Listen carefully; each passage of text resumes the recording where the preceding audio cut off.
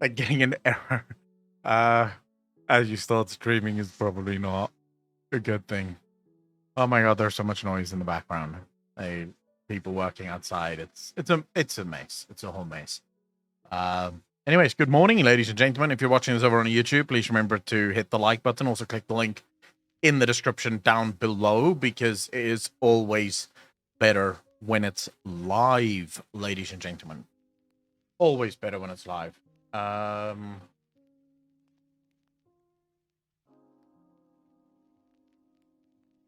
Yeah. All right. Let's get it fucking done. What did I want to check? Oh yeah, I remember now. It's actually quite early. It's like just before 10, which is relatively early. I wouldn't say it's the earliest we've ever streamed. We usually go live at about around about this time.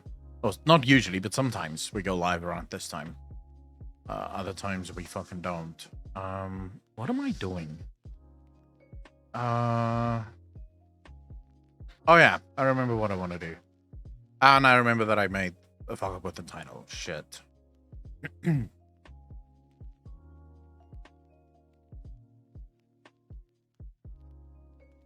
I want to go through the patch notes for WoW. That's a thing that needs to happen. Fuck. I think I screwed up. 155. Are we live? Why is this thing saying we're not live? Oh, probably because we just started. Oh, no, I didn't fuck up. Never mind. Okay, we good. We good. So when's the last video that I uploaded? 155 there. I think that's fine. Okay, so 156 is the next one. All right, so this one can now be sort of made available. 154. Yeah, just name it. Clip it and ship it. I think that's good. Schedule. One needs to go live today. Yeah. 2 p.m. Yeah, 2 p.m. is fine. Save that shit. Oh crap! I should probably change that too, right? All right, there we go. Okay, that works. Zukimi, good morning. How you doing? Because I had nothing else to do, and the guy, as you can hear, just that fucking side is making so much goddamn fucking noise that I may as well just do this, right? Because what's the fucking problem? Yeah, obviously. Obviously electricity is not going anywhere. Yeah, many problems with electricity, to be honest. But, I mean, it is what it is. There's literally nothing I can do about it. Fuck. I think I no. Wait. Yeah, that's fine. Fuck. What am I doing?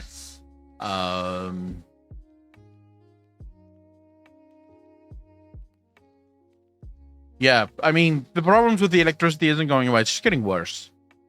Osvin, how you doing, brother? Headless Horseman, how you doing, bro? Good morning. Finally caught a stream after so long. Bro, fucking get it. Love to have you here, brother. But no, I mean, electricity problems, Zukimi, have been getting worse and worse and worse. So I think it's just going to keep getting worse because they're not actually... So for the last 2 months, we have had non-stop load shedding, right? Just non-stop. Which is the longest it's ever been for. Like, we always get load shedding. Like, throughout the year, we'll have 3 or 4 different periods of time where we get load shedding. But this is the longest continuous load shedding we've ever had. So it is just getting worse. They basically solved all of the problems about 2 weeks ago. They sort of tweeted out that, okay, they're just continuing load shedding for a couple more days just to build the reserves back up. But then load shedding should be at an end for a while, and then like 2 days after they announced that no more load shedding, they came out and said, oh, by the way, we have a load shedding again because another unit have broken down or whatever. Gilgamesh, good morning, brother. So yeah, I don't think it's getting better. The only thing I can do now is sort of switch to solar which is on the cards. It is on the cards, right? I am gonna switch to solar. Metal fan from hell, how you doing, brother? Bro, it's good to be back. It is good to be back. Yeah, so what happened yesterday, because I was on Monday, I had the whole cock up with the optometrist, right? So couldn't stream, but we still did the podcast, so that was good. Then on Tuesday, everything was fine, bro. I wasn't gonna get load shed at all.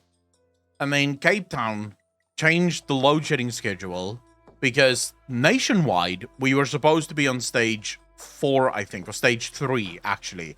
No, we were supposed to be at stage 4, but then they announced that it's gonna be stage 3 instead of stage 4, and Cape Town announced that we're going to stage 1. Now, if it stayed on stage 2, which it was, I would not have been load shed. Not at 4 o'clock. My power would have come out at 2, and then we would have been able to stream. But then they changed it to stage 1, and so stage 1, I'm only off at 4 o'clock in the afternoon. I'm like, dude, what the fuck? Why are you changing the schedule to make it worse? I don't understand this. Like, we're going down a stage, but I'm fucking getting load shed twice in a matter of 6 hours. This is bullshit. So that fucked up my schedule, which is a whole thing. I think, okay, so in order to explain, Al Valentine, how you doing? Miku, how you doing? In order for you guys to understand this, so our load shedding is divided into stages, right? So we have stage 1, stage 2, stage 3, stage 4, all the way up to stage 8. Stage 8's the worst. Like at stage 8, you're being load shed 12 hours a day. That's like miserable. But the stages don't necessarily correlate with one another. So if you're stage 1, let's say on stage 1, you're off 2 o'clock in the afternoon, right? So from 2 to 4:30, that's when you're going to be off. Stage 2, you're off, say, 8 a.m. to 10:30 a.m. and then you're only off again at 4 p.m. until 6:30 p.m., right? That's stage 2. So stage 1 and stage 2 do not correlate with each other. Sometimes they do. Like there are days where your stage 1 will say be 8 a.m. to 10:30 a.m. Stage 2 will be 8 a.m. to 10:30 a.m. but then also 4 p.m. until 6 p.m. And then stage 3 will be, 8 a.m. to 10:30 p.m. and then also from, say, 2 p.m. until 4:30 p.m. and then also from 8 p.m. until 10:30 p.m. Right? So there'll be slight correlations, but it doesn't always have to be correlated. So that's the issue with planning. It really makes planning so difficult because I was planning to go live yesterday, but because of the stage shift, it threw me into a schedule where suddenly I'm like, dude, what the fuck am I supposed to do here? Like, I'm going to be live for 2 hours, not even 2 hours. I'm going to be live for maybe like an hour and a half. What the fuck's the point? So I just said, fuck it, then we'll leave it, We'll see. We're going to buy a power bank, UPS, for our heat pump. Oh, shit. Yeah, how's things going in Europe, by the way? Oh, you guys aren't getting load shedding yet, right? Or are you? With the prices rising, like 500% year to year? Jesus. Yeah, I heard about that. It's not great. It is not great. Never gonna happen in Sweden. Gilgamesh, what makes you say that? Sweden doesn't have oil, do you? Do you have oil or coal or some shit? Or are you full nuclear? Because the rest of Europe is kind of on a whim, right? Or kind of on like a knife's edge at the minute. Oh yeah, you guys do hydro, right? Okay, that makes sense. That makes complete sense. You guys do hydro. And Finland helps you out. Yeah, we the only thing that helps Cape Town specifically is one of our hydro dams. Now, what really annoys me is why South Africa haven't started building more hydro dams. We have so many rivers, and I'm pretty sure a lot of those rivers can be turned into hydro dams. Now, I'm not entirely sure what the rule is around that, I do in fact do Hydron on Sedna. Thupa, how you doing, bro? What do you mean Hydron on Sedna? I yesterday found out just how important a company called ASML is to the world. It's a company a few kilometers away from me. What the fuck do ASML do? Metal fan.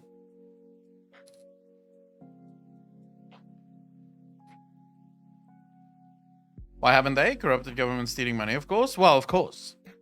Of course. Everyone is just corrupt here, bro. Everyone in South Africa, at least, every single politician is purely looking out for what can the country do for me. That's all they give a shit about. Like, what can you do for me? Warframe reference might go over his head, mate. Oh yeah, wait. If you're gonna do Warframe references, I think I played Warframe for a total of like 10 minutes. And then I was like, fuck this. I don't want to play this game. I don't like looter shooters at the best of times. The most, like, my biggest... Here's a question for all of you. Do any of you have, like, a regret purchase? Like, something you bought in the last, say, year that you were just absolutely fucking... Like, as soon as you bought it, you regretted it. You were like, for fuck's... I should not have bought that. The one that I have, it's not in the last year, but it is sort of the only, like, regret purchase I can think of was Destiny 2, and then also, actually there's two.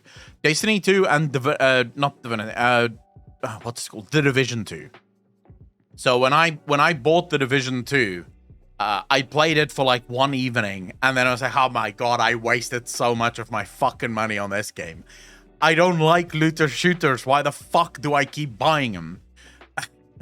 Because I keep looking at looter shooters and think, oh my god, this looks so good. And then I play it, and I realize so quickly just how much I hate looter shooters.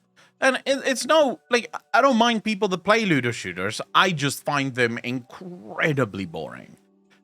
Why, Gilgamesh? Why is your 6700 XT GPU a regret purchase? It makes the machines, which makes the water for every chip, wafers for every chip in the world on such a small scale, where they have a patent till 2050, and their biggest customers are TSMC, Samsung and Intel. Without ASML, they can't make their quality chips, period. Metalfan, where are you from? Yeah, I know who TSMC is.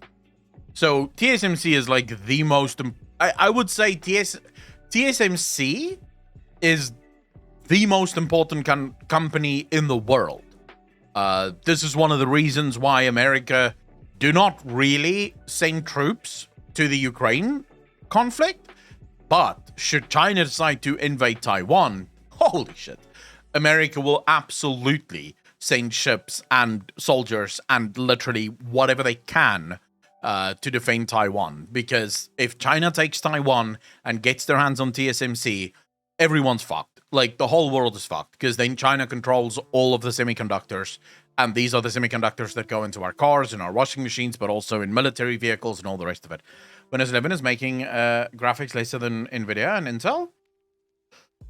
Zakimi, what do you mean? Hydro requires rain to be really effective. The more, the better. Alderson, yes, but the thing with South Africa is it's a country that is effectively, we're surrounded by the ocean, right? So we have literally one border that isn't, that doesn't border the ocean. All of our other, well, actually, we don't really have three borders because we come down like this, right? But both of our sides is completely engulfed with water, and we have so many rivers that flow from inland out to sea, like so many. And there are massive rivers in South Africa. I mean, giant rivers. That I'm not saying that you could absolutely build dams on every single one of those rivers, but I'm pretty sure you can build dams on some of them, right? The other thing that should absolutely happen in South Africa, which is so fucking sad that it's not, is current generation. So there's a lot of countries. The UK does this. I believe Norway does this. I'm not sure if Sweden does it. The Netherlands, I think, does this as well. And I think France, I might be wrong, but I think France does this too, which is literally tidal waves, right? So it's called tide generation, which they have these things in the ocean. So as the tide comes in, it generates power, and as the tide goes out, it generates power. South Africa could have so much electricity just because we have a fucking ocean all around us. We could do that easy life. And then, of course, solar and wind, because there's so much fucking wind, especially where I live now. And then sort of more north, there's also massive wind. And then sun. I mean, South Africa, in Cape Town, for example, we have sun, like proper sun. What is it? Like more than 12 hours a day? Just in Cape Town. So in Cape Town, the sun comes up at about 6 a.m. in summer. 6 a.m. the sun comes up, and then it goes down at around 9 p.m. But yeah, usually around 8:30 p.m., 9 p.m. the sun goes down in the summer. In the winter, it comes up at about 6:30 a.m. and then it goes down at about 5:30 p.m. So still, you know, we have more than enough sun, more than enough wind. We just need to start fucking investing in that shit, you know? So you can't make their highest quality chips anymore. The US even have pressured the Dutch government to pressure ASML to not sell their EU V machines to China, which means China's chip production is pretty much 20, 30 years behind that of TSMC. Oh yeah, China. So I was watching this analyst speak about this, Metal Fan. If you like, the chips that China do manufacture is like bare basic, you know, if you want to build like a gumbo machine or like an arcade machine, those chips will work. But for anything like hardcore, China doesn't make the chips that is required. The only countries that do is America and Taiwan. Like, America already makes those chips. Should invest in wind from the south. You have always wind. Yeah, we do always have wind, Zukimi. Trying to, but are years behind.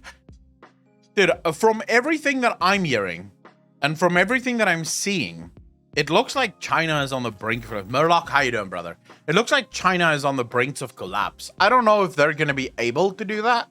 I'm sure their government would love to, but I don't think they're going to be able to.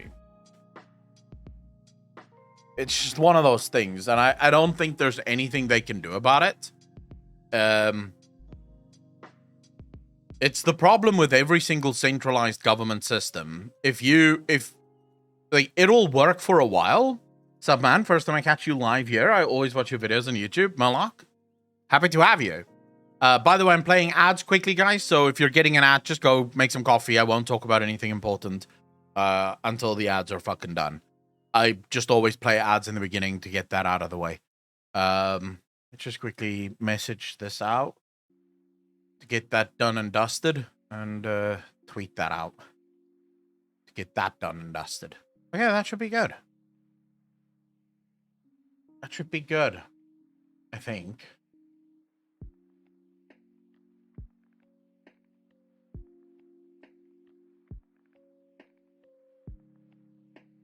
Yeah. Okay. Fuck it.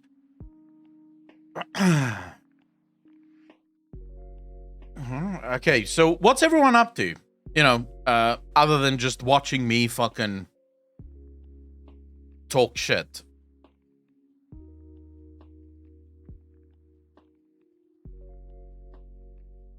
CDJ, how you doing, brother?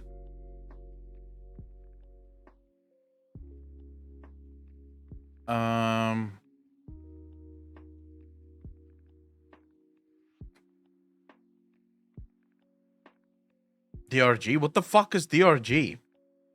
I don't know what that is. I want to watch something that I haven't had time to watch any other time, any other day. So you guys are just gonna have to sit through this. Just gaming. Gonna go to sleep soon. Reverse my sleep rhythm real bad. Fuck Gilgamesh. Oh no, dude, that sucks. I fucking hate when that happens. Fucking hate when that happens. Where's that video that I wanted to watch? Christ, did I not save it? Oh, for the love of cunt! I was pretty sure I saved it.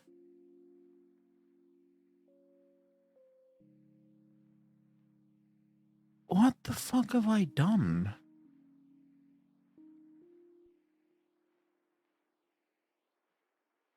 Dude, I don't think I've done... Like, what the fuck? Where's the videos? I saved the video that I wanted to watch, and now it's just fucking gone. But you guys are just gonna have to sit through this. The only company who has the patents that they can make wafers on, and I think 5 nanometer scale? Yeah, but dude, come on.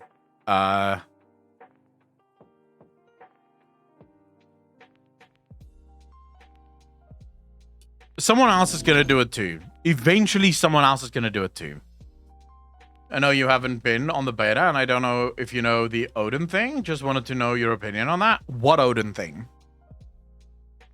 I have no idea. I've been trying, Murloc, to stay away from World of Warcraft beta as much as possible. I don't mind learning bits and pieces about the lore, so you can absolutely tell me. I'd love to know. But I've tried not to spoil the beta for myself in any way, shape, or form. Because at the end of the day, I'm doing a little bit of an experiment here where, so for the last 3 expansions, Legion, Shadowlands, and BFA, I got into the alpha, I got into the beta, I played the living shit out of both alpha and beta, you know, just to make videos and content. And by the time the game came out, I was already bored with the game, right? And I'm wondering if that may have sort of marred my opinions a little bit, right? On that. So now I'm sort of going, all right, let's see what happens when I go in completely fresh. And I have no idea what the expansion is about. Well, obviously I know what the expansion is about. I've read what the questing is, and I've read through the spoilers on Wowhead in the beginning. I've not done so recently. And let's see, right? Let's see if I enjoy the expansion when it's a completely fresh experience. Maybe that really does change things. Because I have this... So, I can't be sure. And I realize that for many people, they're going to go, dude, that just doesn't make any sense. So what I'm saying now is just a thought that I have. It's a theory at this point. Well, actually, not even a theory. It's an hypothesis, right? But my hypothesis is that the way World of Warcraft works currently is incredibly bad for World of Warcraft. And I don't mean the way that they're developing it. I mean the alpha, beta cycles and the PTR. So let me explain this. For most games, the idea behind the game is exploration, it's discovery, it's this idea of actually, you know, enjoying yourself, going into it and discovering new things. It's one of the reasons why we play games like, I'm currently playing Dragon Age Inquisition quite a lot. And I love that game because I don't know what's going to happen. I don't know what the story is. So it's really fun to see the story unfold in front of you. You know, or games that's more about gameplay, things like this, that you don't know what's going to happen. So everything is new, everything is exciting. You're getting those dopamine spikes, you know, as you go through it and unlock these things and learn more about these things.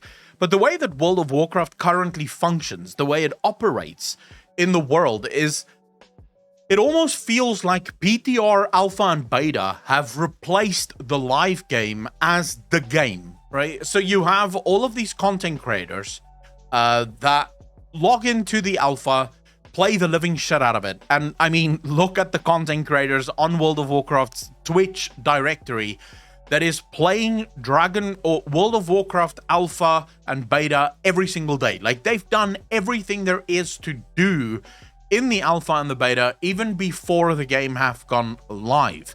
And then, of course, the game goes live, and by the way, check Twitter as soon as the game goes live and look at how these same content creators will almost within a week or two from the launch of the game, they'll start asking, when's the PTR going? When's the PTR starting? When are we getting the PTR? So these guys have basically replaced playing the actual game with playing the PTR. So they just jump from PTR. How do I know this? I used to be like this. When I streamed World of Warcraft, we would spend most of our time streaming PTR, because during the previous PTR, I already played the fucking patch. So I just do the patch quickly on live, you know, just so that I catch up, so that I'm on point for the next patch. And then we switch to the PTR as quickly as possible. So what happens is all of these viewers are also seeing everything that's already coming that isn't in the live game yet. So by the time the game goes live, everything have been spoiled. There's nothing to discover. You've seen everything be discovered. You've seen the YouTube videos where people are telling you exactly how to play the game. And I wonder sometimes if that's not actually one of the biggest problems with World of Warcraft. That the reason World of Warcraft gets so much hate is because, well, by the time the game goes live, most people are already bored of the game. And I mean, that's technically not how it should work, right? By the time the game goes live, everyone should experience it for the first time. So I'm at the moment, that is my mindset, or that is my hypothesis, that PTR Alpha and Beta is destroying the natural flow of World of Warcraft. I'm not saying that they shouldn't do this, right? Because there's a lot of problems that I have. Even with content creators like myself, I have a problem with what we do, because I don't always think that we have the game's best intentions in mind, or the game's well-being in mind whenever we make content, because everything is content at the end of the day. For me, missing spoilers is missing a payday. If I make a YouTube video and I go massive spoilers at the start of the title, that video instantly gets over 10,000 views within the first day. Like, instantly. That's guaranteed views no matter what. I'm feeling it in my bank account now because I haven't made videos with massive spoiler in the title, really, this time around. But, you know, if I do that, it gets instant views. So as a content creator, you're almost incentivized to spoil the game before it comes out. But I do think there are worse content creators out there. You know, people who basically come up with guides even before the game goes live. So the game is still in PTR, and you already have people telling you exactly how to get your dragon riding unlocked as quickly as possible. You're having people telling you exactly how to spec your character, right? So if you're playing a warlock, these are the talents you need to take. You know, for Mythic Plus, for raiding, for open world, whatever the case may be. So the game launches already completely spoiled. Everything has been figured out for you, and if you haven't seen a video, you'll download an add-on, and the add-on will do those things on your behalf. A good example of this, Blizzard is putting the dragon riding perks, all of the talents and things that we're learning with dragon riding, they're putting it out in the world, right? These people don't want to play the game. They hate the sense of discovery. Modworld, very fucking true right there. Very true. But here's the thing that I think is so impactful.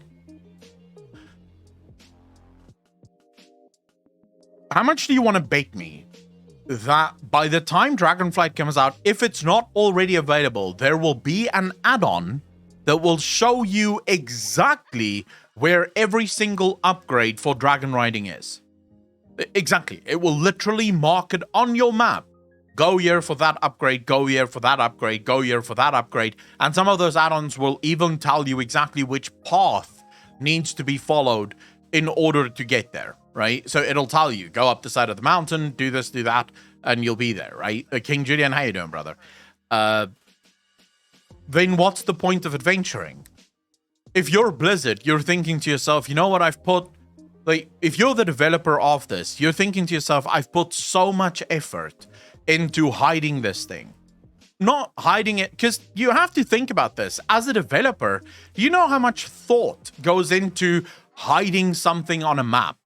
Because there's an obvious way to hide something, right? You can literally put it under a rock that no one will discover unless they're zoomed in and looking very closely, right? If you don't want anyone to discover it, you can put it there. But of course, that's not where you want to put it, because you do want people to discover it. You just want people to work a little bit at discovering it. So you have to find the perfect place to put this thing where someone who just runs around and just goes from quest marker to quest marker is probably not going to get this. But the person who explores a little, they will discover this little nugget and they'll feel very good for their exploration. And then you have an add-on that goes, fuck that, go there, right? Don't discover jack shit. Just go there. You'll find everything you need right there. It really destroys the way the game is supposed to be played. What's sad has become expected, and you didn't already watch the guide. Get the fuck out of my group. That's another sad part, especially for raiders, and not so much hardcore raiders. I don't feel a fuck about the hardcore crowd. because they're going to do whatever they're going to do. I don't really care about that. I feel very sorry for the average casual noob, right? The guy that just wants to play the game. I feel very sorry for him because, yes, he goes into LFR, and I've seen this in LFR, where people will scream in text, scream at other raiders because they're making mistakes. And I've actually seen in LFR before where someone said, dude, did you not watch a fucking guide? I'm like, bro, for LFR? For LFR? Watch, what the fuck are you talking about? Watch a guide fun. You're coming in here fucking telling them they're not good enough and they should get the fuck out. Is the stream down? Gilgamesh, take care of yourself, brother. Thanks for hanging out, man. Really appreciate that. Is it back now? Or is it still down?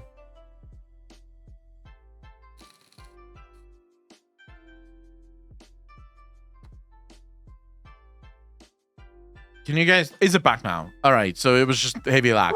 It's not on my side. I don't have any lag whatsoever. Right now, there's no stream. There's no drop frames or anything like that. Miyuki Timon, how you doing, brother? King Julian, what did you just say there? How you doing, brother? But they have to echo, because if you pick the wrong build in Mythic or Raiding, you will do subpar DPS. Get the fuck out of here, King Julian. You can figure that shit out. The only reason you'll even know that you're doing subpar damage or anything like that is because you have DPS meters installed. If you didn't have DPS meters, you wouldn't even know that you're not doing the most DPS that you can do. And as long as you can actually kill the fucking boss, what the fuck does it matter if you're doing like the most DPS in the game or if you're not doing the most DPS in the game? You've killed the fucking thing. The thing is dead. That was the whole point, right? The point was that you wanted to go into this dungeon and kill the thing in front of you. Like, you wanted to kill the final boss. If you took down the final boss in time, who the fuck gives a shit? If you didn't do the most DPS in the game, you had fun. That's all that matters.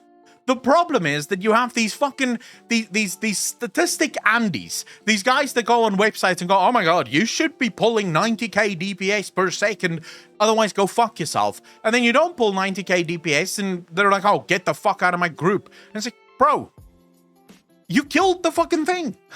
Like, what the fuck are you talking about? It's dead. That's the point. And the fact that it's dead means I did my part. I did enough. I don't have to do more. That's all I needed to do. So go fuck yourself.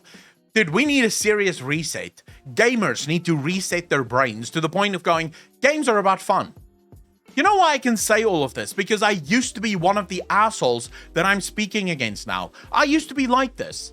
Back when I hardcore raided, back when I hardcore played World of Warcraft, I used to be exactly like this. I would kick people that don't do enough DPS in my guild, and I mean, we would kick people insta. If you didn't live up to expectations DPS-wise, you'd get fucked. We did look at other things as well, but we expected you to do all things perfectly and do top DPS. Otherwise, you can get the fuck out of the guild. So I used to be like this. I used to look down on people that can't play the fucking game. I couldn't give two fucks. And then I went to the casual side of things because I no longer had the time to raid. And suddenly I realized, wait a second, but this is ruining the fucking game. Because I started realizing how obnoxious it is when people are telling me, you're not doing enough DPS, get your fucking DPS up. And I'm like, bro, I don't give a fuck. I'm having fun here. I just want to have fun. Like, the bosses are dying. Shut the fuck up. Like, I don't know what you want me to do. Why do I have to be at the top of the fucking DPS meters? I'm just here to have fun. And I'm enjoying my build. I don't want to go for the most difficult, highest DPS build. I like this build. I chose it. It makes sense to me. I haven't opened a guide for World of Warcraft in fucking forever because I don't think it's necessary. I know my class. I'll figure it out. And if I need more damage because we can't get it down, I'll fix that. But we need a mindset shift. We need people to realize that it's okay for people to just have fun, and it's almost better for the game. And I do think content creators can do better here, but at the same time, what are you supposed to do as a content creator? Genuine question now, as a content creator, what are you supposed to do? If you don't cover these things, if you don't make the guides, if you're not the guy that tells people how to do something, someone else is going to do that and they're going to get that money. And for content creators, that money is important. You know, that money is incredibly important. I'll tell you what, I have made, if I because I looked at my numbers in terms of average views and also money that I've made expansion launch to expansion launch. So when Shadowlands launched, I went back and I looked at my analytics, like how much money did I make in the build up to Shadowlands launch and how much money have I made to the build up of Dragonflight launch. I'm down 80% in terms of earnings, right? I'm making 80% less now than what I made during Shadowlands. But that's because during Shadowlands, I basically had a massive fucking spoiler video 2-3 times a week. You know, because I was in the beta. So I was just every single spoiler I was covering. Now, I'm not covering any fucking spoilers. I mean, the video series that I just made was about the Void. It didn't have anything to do with dragons, but I wanted to make a series talking about the Void, and so I fucking made a series talking about the Void. You know, it didn't get a lot of views, but it made me happy because that's what I want to fucking talk about. So you do. As a content creator, you are kind of incentivized to... You have to spoil things for people because otherwise you're not going to make any money. And that's going to be sad as fuck, but it is what it is, you know? It just works out that way.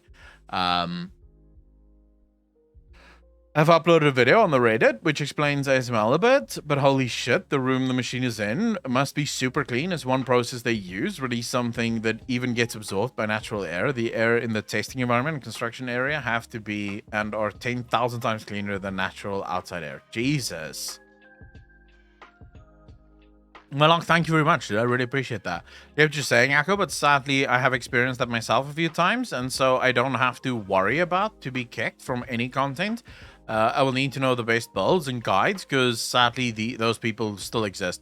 They do exist, but it's something that I don't think is healthy. I don't think it's healthy. Dude, but it's not that I'm avoiding money. I mean, I will never avoid money. It's just that I'm avoiding spoilers. I'm testing something for myself, you know, and it is what it is. I don't really give a shit at this point too much. You know, as long as I make enough money to survive, I don't really care about anything else. I genuinely only care about making at least enough to pay my rent and buy food and at least afford going to the gym. That's it, right? I don't really shoot for much more than that.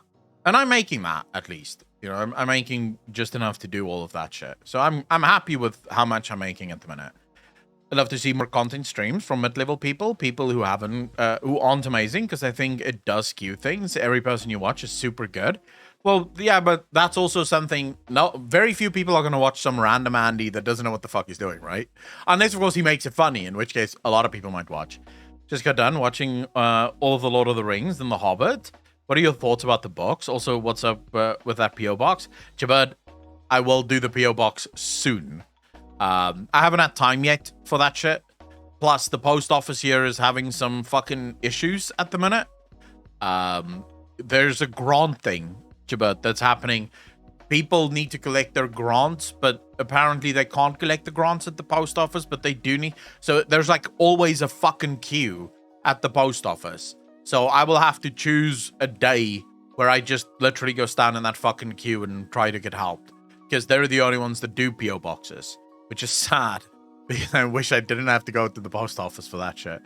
Well, how do you get rid of those people? No, you can't get rid of those people. You can't get rid of them. I'm not suggesting that you even try. Yeah, what the fuck? There's no way of getting rid of those people. It just annoys me, right? Caleb, how you doing, brother? If you guys will excuse me, I just quickly want to do something. I'm not going to play the game. I just remembered I have to start something. Why am I me? I don't know. Because I'm not someone else?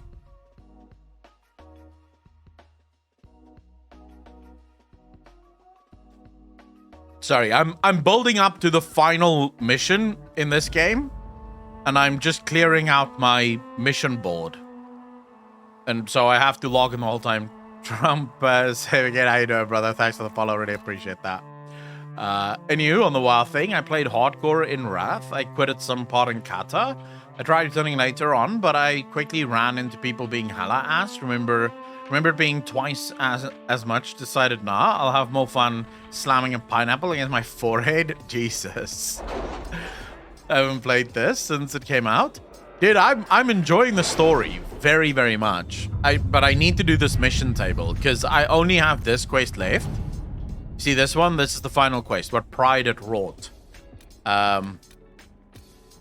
So yeah, I need to finish this at some point. I just want to see. Here we go. Inquisitor, I'm pleased that we were able to work together for the betterment of the people of Redcliffe Arling. May Andraste watch over you, Tegan Guren. Alright. One more quest. The Oral's Invitation. What the hell is this? Ambassador, I apologize for any unpleasantness that might have arisen from my last correspondence with the Inquisition. My people have been under tremendous strain for too long, even before the destruction of the Conclave, and it has taken its toll on all of Redcliffe Arling. But that is in the past. Today, I write to offer an invitation to the Inquisition. The Banon of Calonne is part of my domain and now lies empty. Ban Alara lost her life attending the Conclave. Her only living relative holds lands too far away to administer both. By Ferelden custom, the lands are now the property of whomever claims them through skill of arms. A tournament will be held at Calonne, with the victor taking the title as their prize. Oh, shit. I'm gonna get a fucking title, boys. Alright.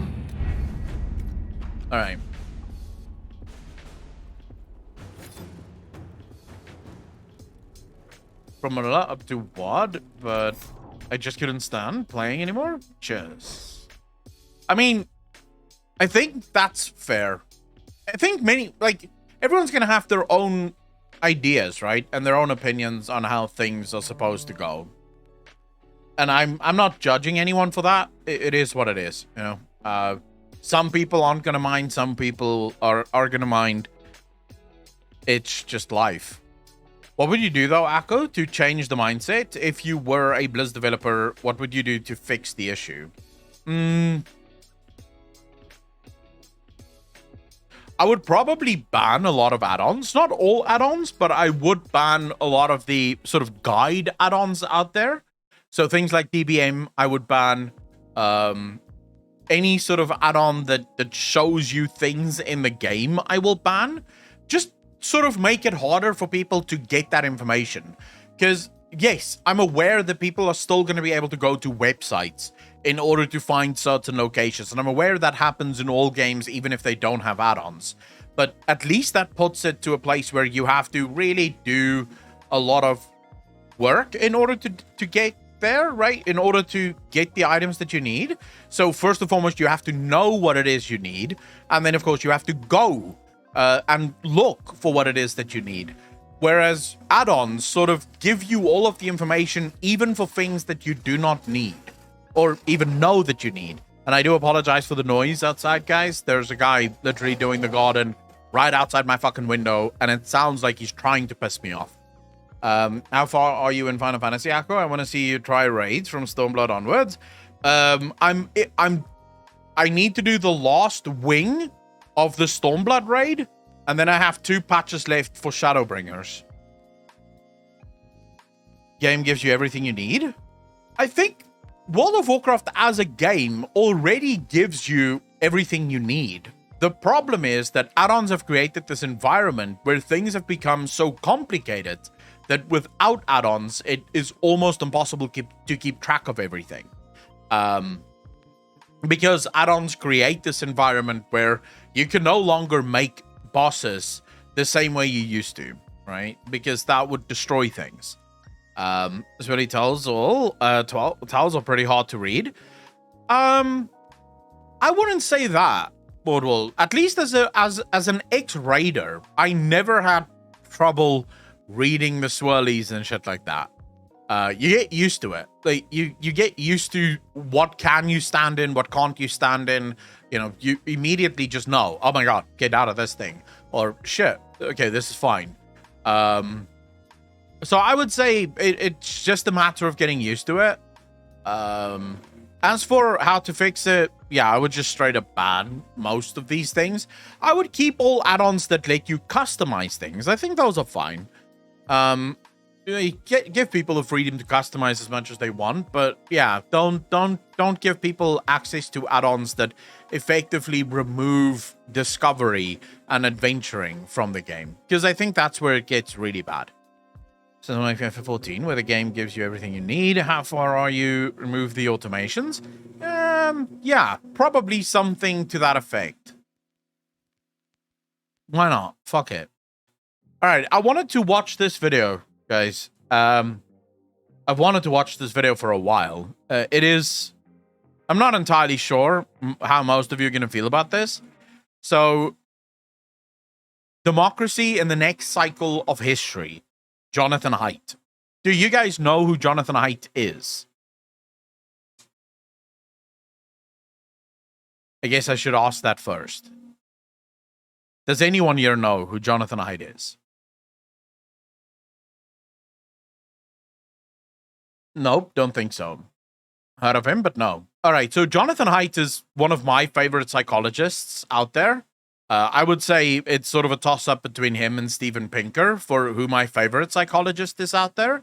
Although they're very different in how they do things. So Jonathan Haidt is a social psychologist, very specifically a research psychologist. And he's written a number of books on the left and right in America and how these things came about, looking at the last, 100 years, tracking changes in parenthood, parenting skills, and how kids are brought up. So he lays out the foundations between why people are conservative and why some people are liberal really fucking well.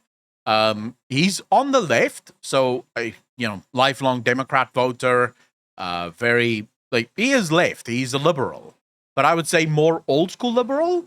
But one of the things that I like about him is he doesn't just go conservatives bad, right? Which, as someone that stands in the middle and looks at both sides with equal discontent,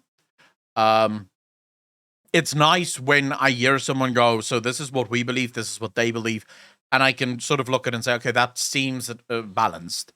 I don't like when I listen to people that go, oh, the right is so cool, the left is so evil, or the left is so cool and the right is so evil. I don't like listening to that because it gets boring real fast. And I don't know how much I can trust when someone says my side is good, but the other side is bad. Because, are you trustworthy then? Anyway, so democracy in the next cycle of history, Jonathan Haidt.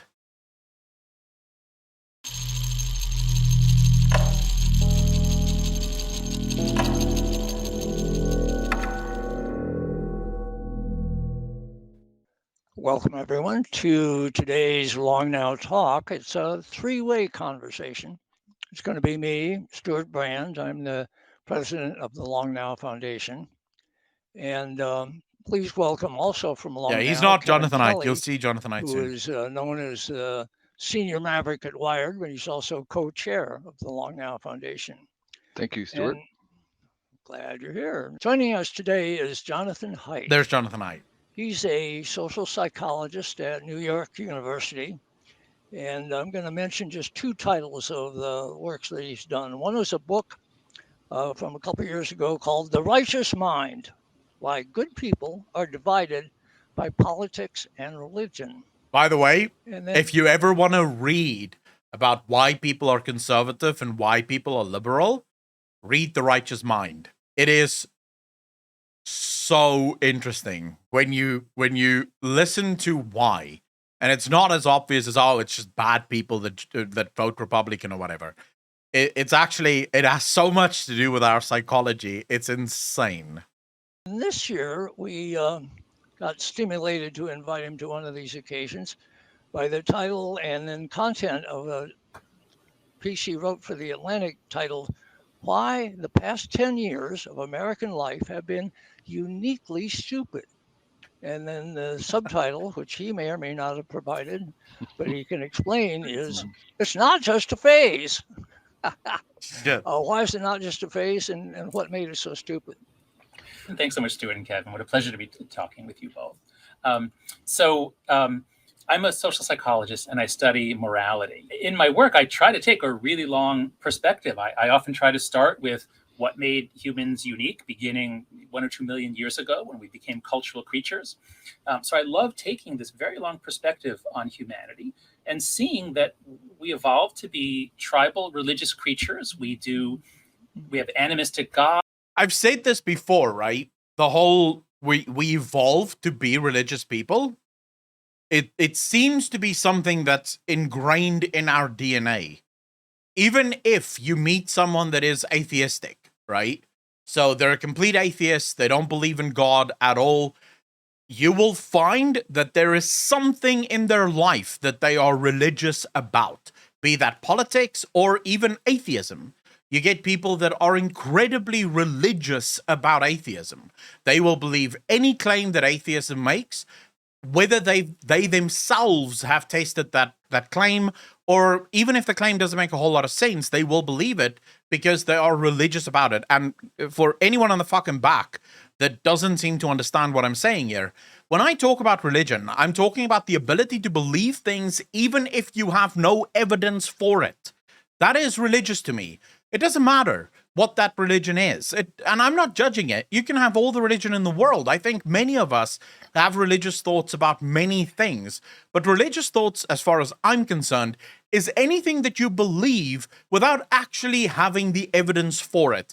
And that might be something that a scientist says. So a scientist says, this is what the science shows. And now you decide to believe that unequivocally because the scientist said it. Did you see that that is actually what happened? Did you look for any evidence that is on the contrary? Did you look and see if this was actually peer-reviewed? Did you do your own research before you decided to just believe whatever this person told you? If the answer to that is no, then you are having a religious connection to that thing. Whatever that thing might be, you are religious about it because you are believing something that someone told you or something without any evidence for it, other than the fact that someone said, this is what the evidence shows.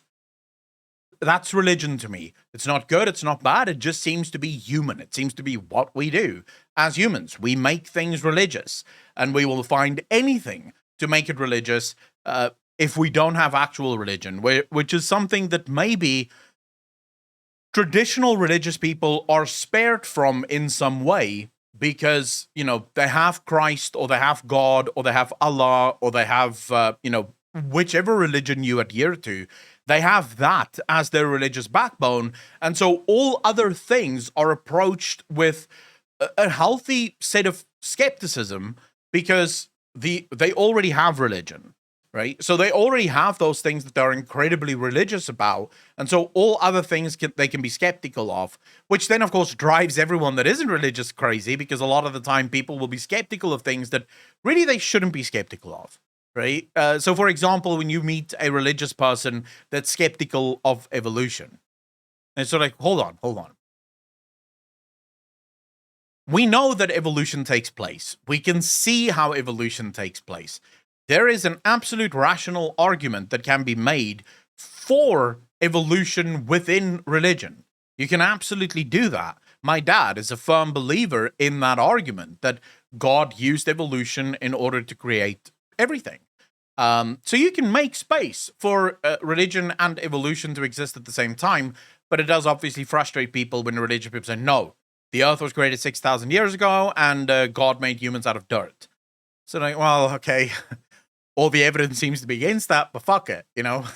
So that skepticism can also be bad, but it is what it is, right? Grofall, take care of yourself, man. Enjoy the gym, man. We dance around campfires, we move in synchrony. This is human nature. And over time, we've developed institutions that allow us to live in the modern world incredibly peacefully. And we've had so much progress of the sort that the two of you have written about and Steve Pinker writes about. So I'm with you on all of that background, that perspective on humanity and Caleb, so we have the most recent research on personality and how personalities are formed increasingly find that it's in the DNA. I mean, there's so many studies where they try to figure out, is it nature, is it nurture, what exactly is it? And most of the studies now seem to point to it's mostly nature. It's in your DNA. You are predisposed to act a specific way about specific things, and that's not changing. No matter how you were brought up, no matter what environment you were brought up in, that's just how it happens.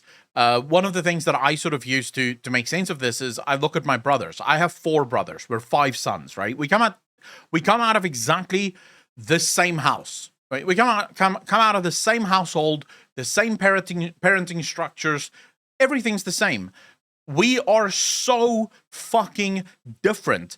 The brother that's just younger than me, we're 3 years apart. Well, 2 years and a bit apart from each other, right? He's a mathematician, like legit. He's busy doing his master's in mathematics. I can't even do math, right? I sucked at math. I fucking hated math in high school. I basically only just passed math. He's a mathematician. The one just younger than him, again, about 2 and something months, 2 years and a few months apart, he's an artist. Like, literally, one of the most amazing artists I've ever seen in my life. His drawings are next level. I can't draw for shit. I don't have that temperament. I don't look at the world that way. Whenever he looks at something, he sees something completely different to what I see. All 3 of us can look at a tree and see something completely fucking different. Just based on who we are. We came out of the same house. We came out of the same environment. And yet we view the world incredibly differently. Which suggests to me, at least, that it has to have something to do with your DNA. It has to have something to do with who you are. You are just predisposed to certain things, and environment will help or hinder certain things. So the way I look at it is, if you're naturally predisposed to logic and mathematics and things of that nature, your environment will determine to what extent you embrace those things, but you're always going to go into that. So a good example of this is Leonardo da Vinci. Leonardo da Vinci was an artist, right? He was a painter and a sculptor, and eventually he became an inventor. But then you look at his art, you look at the artworks, and you find that he was obsessed with logic and mathematics, and all of these things have certain parameters and diameters, and he's worked that logic into his art. So he grew up in an environment where artistry and sort of being an artist was incredibly important to his parents, and so that is what developed. But because his DNA suggests that logic is important to him, he made that part of his art. It became something that is ingrained in his art. He couldn't get away from it, even if he fucking tried. He couldn't get away from that. Jake Reaper, how you doing, bro? Ordinary upward or ascent into prosperity. Twisted Ash, okay, so that's a pretty weak argument for why evolution doesn't exist. If humans evolved from monkeys, humans did not evolve from any monkey or primate that is alive today. The primates that are alive today are their own strain of primates. So we have chimpanzees, we have monkeys, we have all sorts of different species of great ape, right? And humans is one of those species. Our species of monkey eventually evolved into humans. So we became humans. Our ape, so the great ape that would eventually become humans, that one isn't around anymore because it's humans now, right? It's evolved into humans. And they don't quite know why we were the ones. It seems to have something to do with our diets. They see a certain period in history where a massive jump in intelligence took place in a relatively short amount of time, something that could not really be explained. It's one of the things that baffles evolutionary scientists, is that amount of intelligence, or that jump in intelligence, isn't possible from an evolutionary standpoint. I think it shows that our intelligence like more than doubled in the span of like 12,000 years, which in terms of evolution is nothing. And it seems to be a very high meat and fish diet. Somehow helped us, where most of the other apes didn't have a meat and fish diet. Our meat and fish diet just allowed for us to evolve so much fucking quicker. So it's sort of like, it's something that I used to believe as well, back when I was like a very religious person. It was one of the things where I just went, dude, if evolution is real, why are there still monkeys? But it's just because you don't, like, you ignore the fact that there are multiple species of ape, our species of ape became humans. The other species of ape just never became human. They never developed those tools, or maybe nature didn't decide for those tools. So the monkeys that could eventually become human, or at least very intelligent, just weren't chosen. It didn't matter because in their societies, it wasn't important. So females didn't select males that were more intelligent than the other males. They chose males that were stronger than the other males. So the intelligent ones die out without the ability to actually procreate. And so those genes are just not selected for procreation. So there's a whole lot of things that could go into it. But yeah, evolution believers will continue to stoop lower to make up new lies about how we evolved. Douglas, what do you mean? People are born with hardwired instincts, but personality is environmental. Maybe. I'm not entirely sure how much I agree with that, but then again, I'm not an expert, so we can defer on that point. I'm happy to be wrong about my opinion on that. It does seem like we stopped evolving 150,000 years ago. There was that 3-4 races of human. I don't know if we've stopped evolving. I think we're still evolving. We just don't. I don't know if we see it. So there's definite evolution that's taking place within our centers of morality, within our centers of being. There's definite evolutions that's taking place there.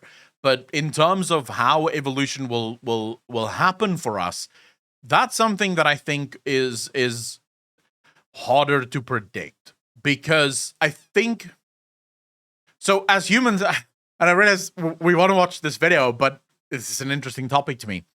I'm not entirely sure if the laws of evolution still has that much power over human beings, and let me explain. How does evolution work? Natural selection. That's something that everyone knows about and almost no one understands. At least laymen don't seem to understand what natural selection means.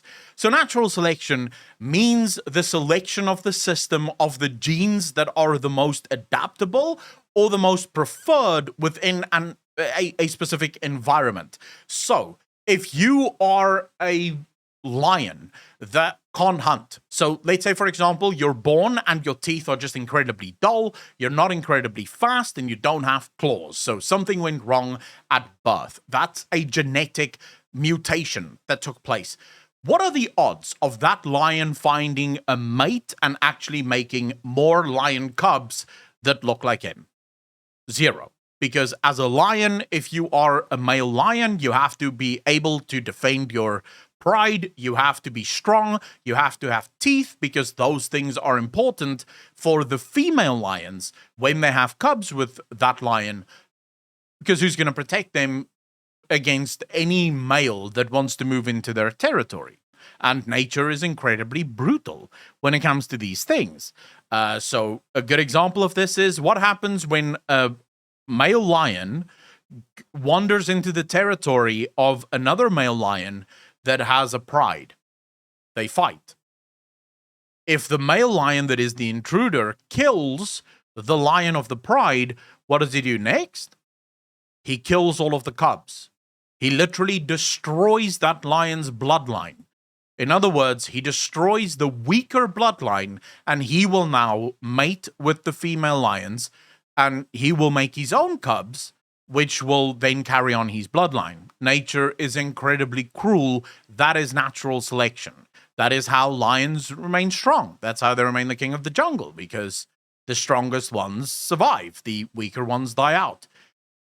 Humans don't seem to do that anymore. At least not in the last 100 years or so.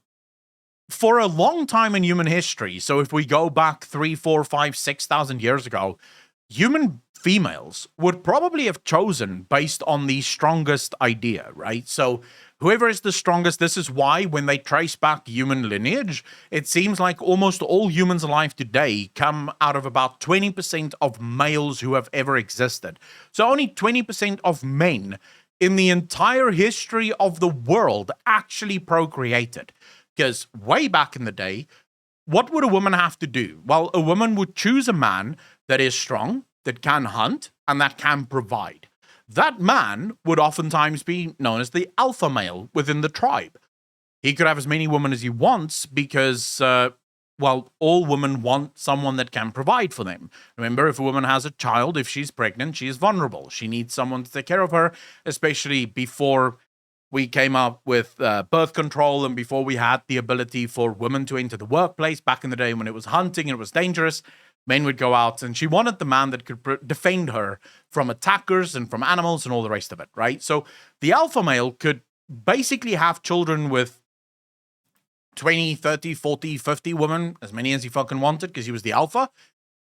The betas, the guys who couldn't hunt, the guys who couldn't really defend the tribe, they basically got no one, right? And I'm using alpha beta here just as a method of explaining, because humans aren't that easily divided into alpha beta, because it really depends on where you are and what you're tracking. And, you know, so for example, you could look at a nerd that is very good at mathematics, very good at programming, and you put him in an environment where he has to survive in the bush, and he's going to be a beta. He doesn't have a fucking clue how to survive in the bush. But then you put him in the workplace where he's coding, suddenly he becomes the alpha, right? So it's not as easily dividable, but I'm just doing it so we all have an understanding of what I'm talking about.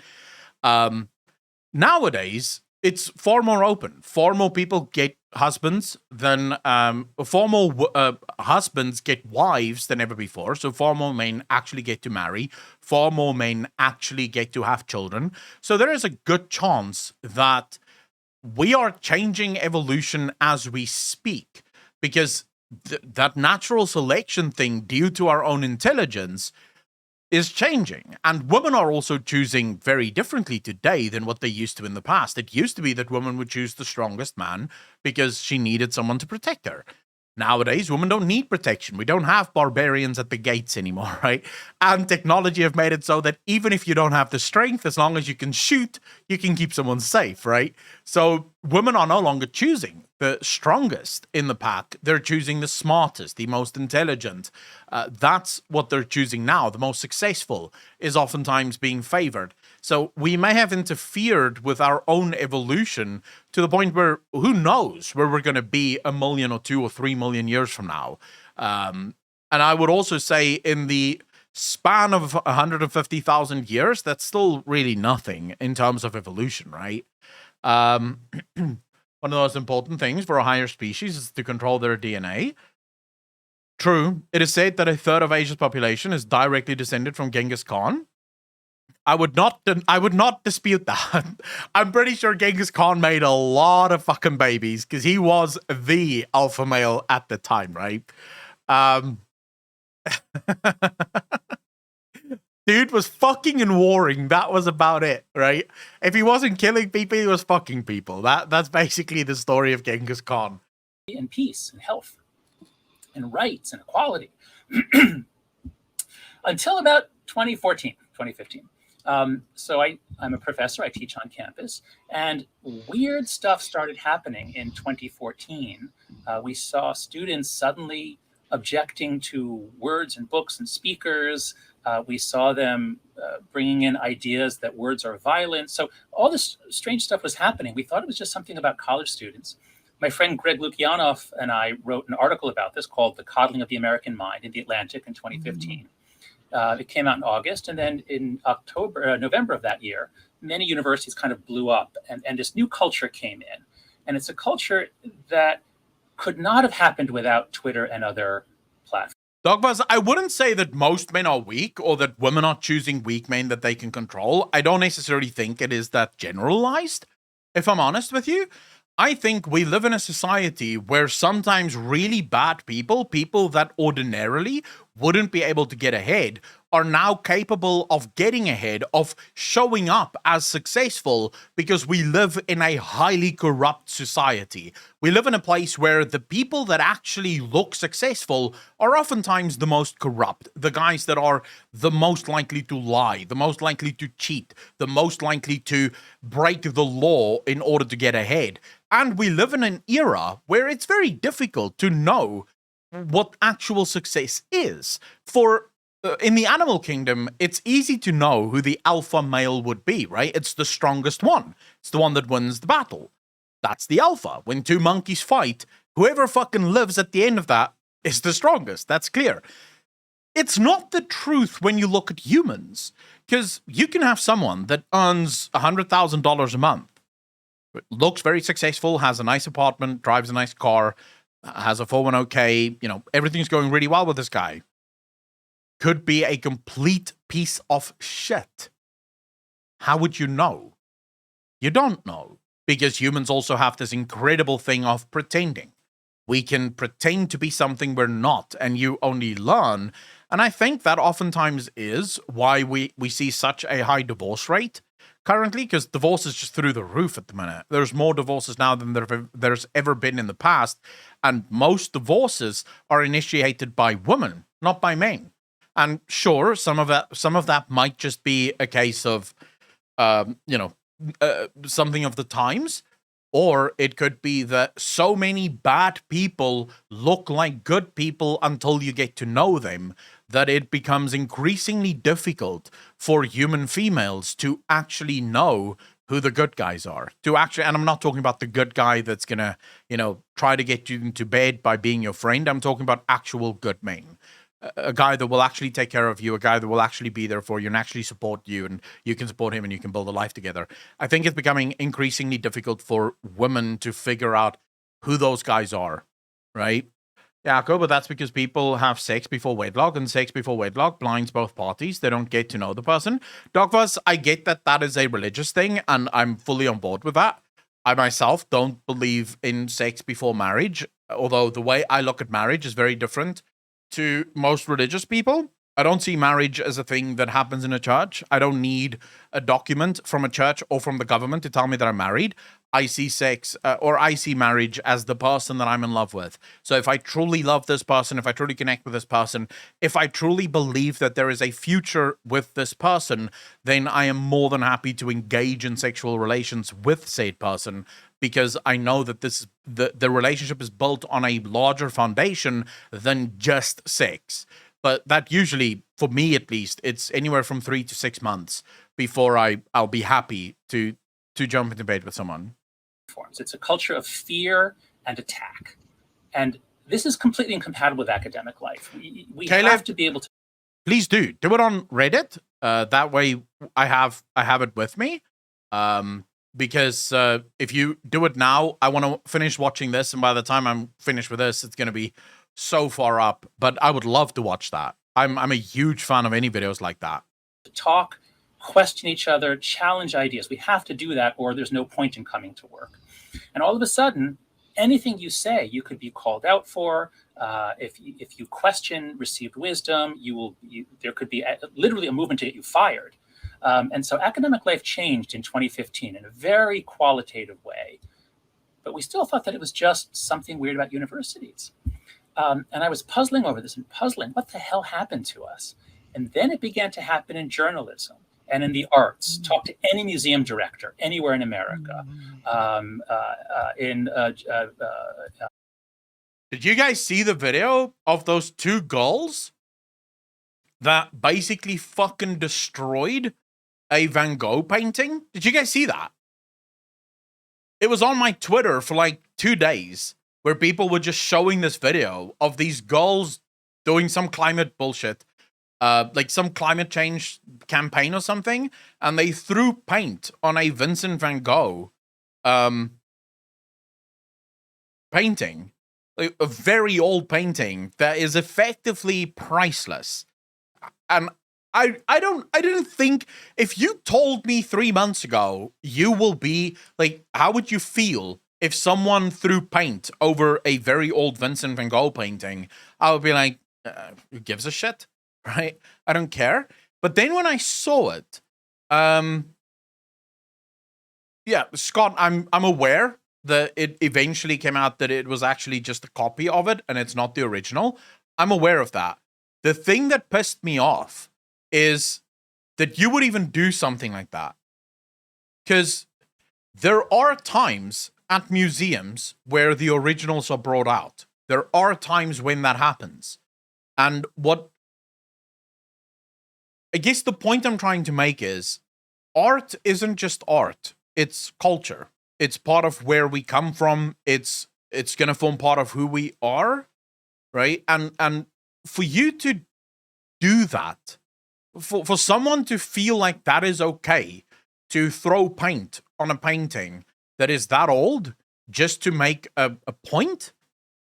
Basically, go against everything that made you who you are. That shocked me. That was a huge problem for me. Just in terms of that act alone, I did not agree with that. That is so fucking weird to me. Arias, how you doing, brother? I don't know. You'll need to ask him. Media, and in many parts of tech. And a lot of it has to do with areas where there's very little political diversity. When almost everybody's on one side, you get these dynamics. So I don't want to go too deep into the story now, but that's what the article is about. It's about what happens when tech, what social media we're talking about, allows everyone to intimidate everybody, to attack or ruin their reputation with no accountability, no need for evidence, no nuance, no context. I've spoken to a lot of people who've been... Can I tell you guys what ends up happening? So, if I asked you, like all of you, when Hitler rose to power, before he came to power, so let's go back before he won, well, basically won the election and before he came to power, who do you think supported Hitler's views? Like, who do you think supported the Nazi movement in Nazi Germany? Or before it became Nazi Germany? Who do you think supported that? Araxinus, how you doing? Araxinus, I've heard multiple stories. The one that seems the more credible is that the painting was a fake. It wasn't the actual painting. The museum uses a copy for people to go look at. And that's the one that they defamed. But I've also heard claims that that was actually the real one. Which I'm not entirely sure if that's how museums work, because most museums will only bring out the real ones, usually at evenings and sort of massive dues and shit. So I'm not entirely sure. Echoes mine, but the word faithful. Yeah, faithful can work as well, right? The common people, as it would get away out of the troubles they had been after the first Madelfan, you couldn't be more wrong. You want to know who supported Nazi views? Professors and academics. I kid you fucking not. University campuses in Germany, professors, academics, scientists, they believed wholesale in the Nazi movement.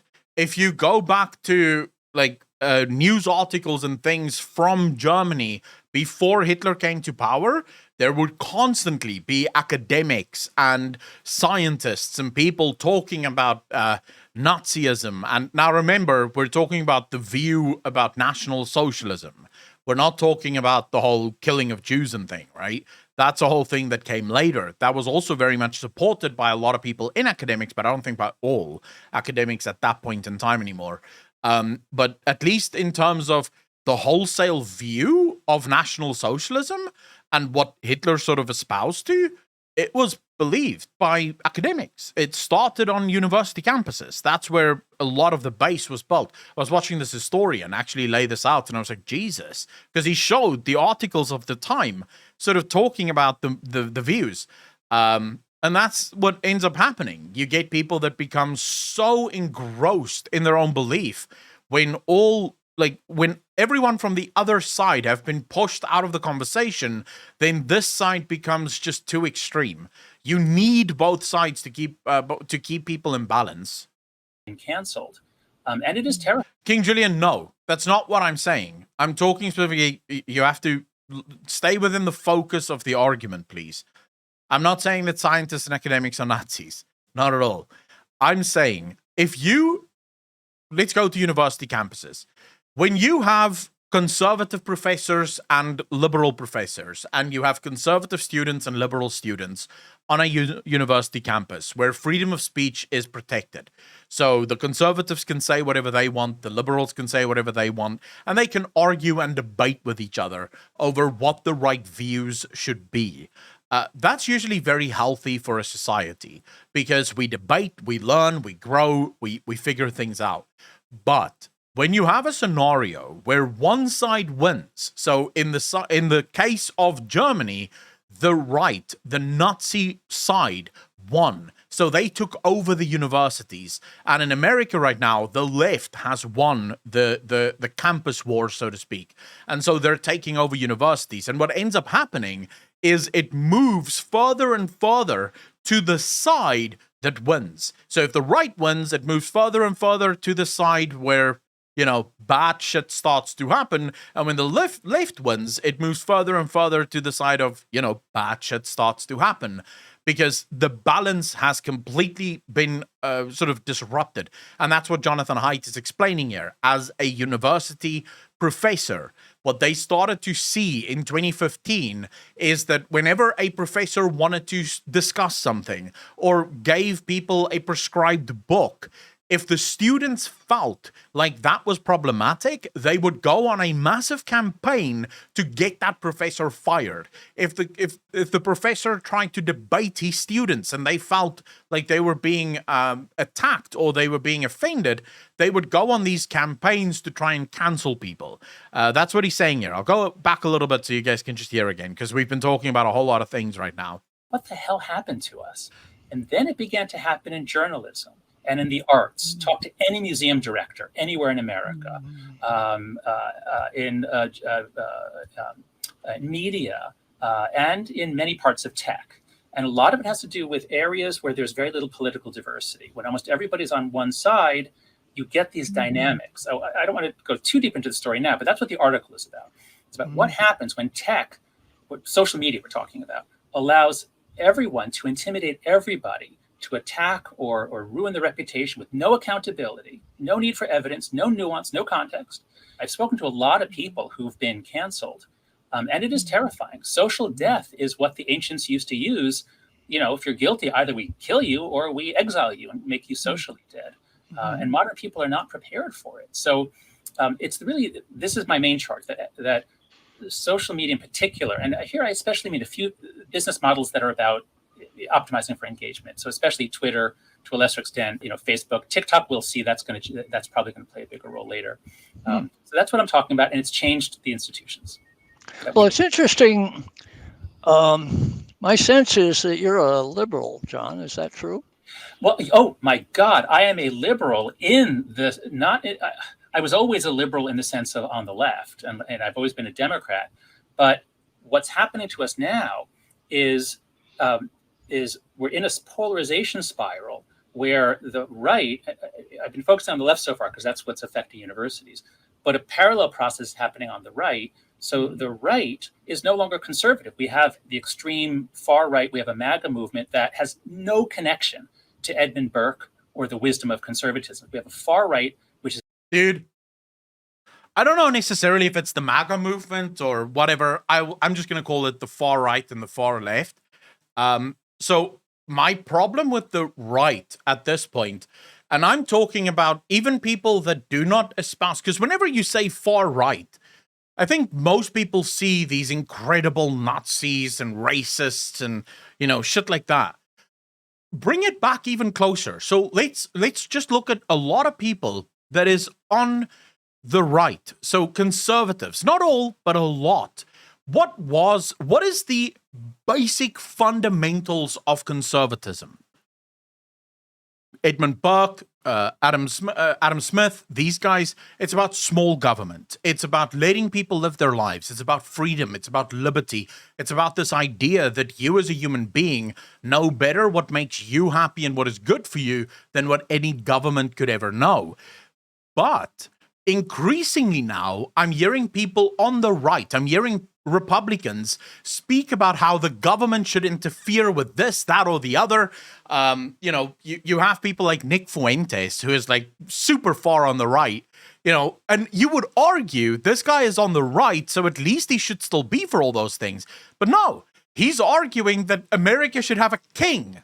Not even a president, it should have a king, and that the king should be able to outlaw things, and it should be a Catholic king, and that religion should be 100% part of the government, and the government should outlaw homosexuality, the government should outlaw interracial marriages, and only people that are Catholic should be allowed to live in America. It's this whole thing of just, what the fuck has happened? Because conservatism used to be about small government. It's about getting the government out of people's lives.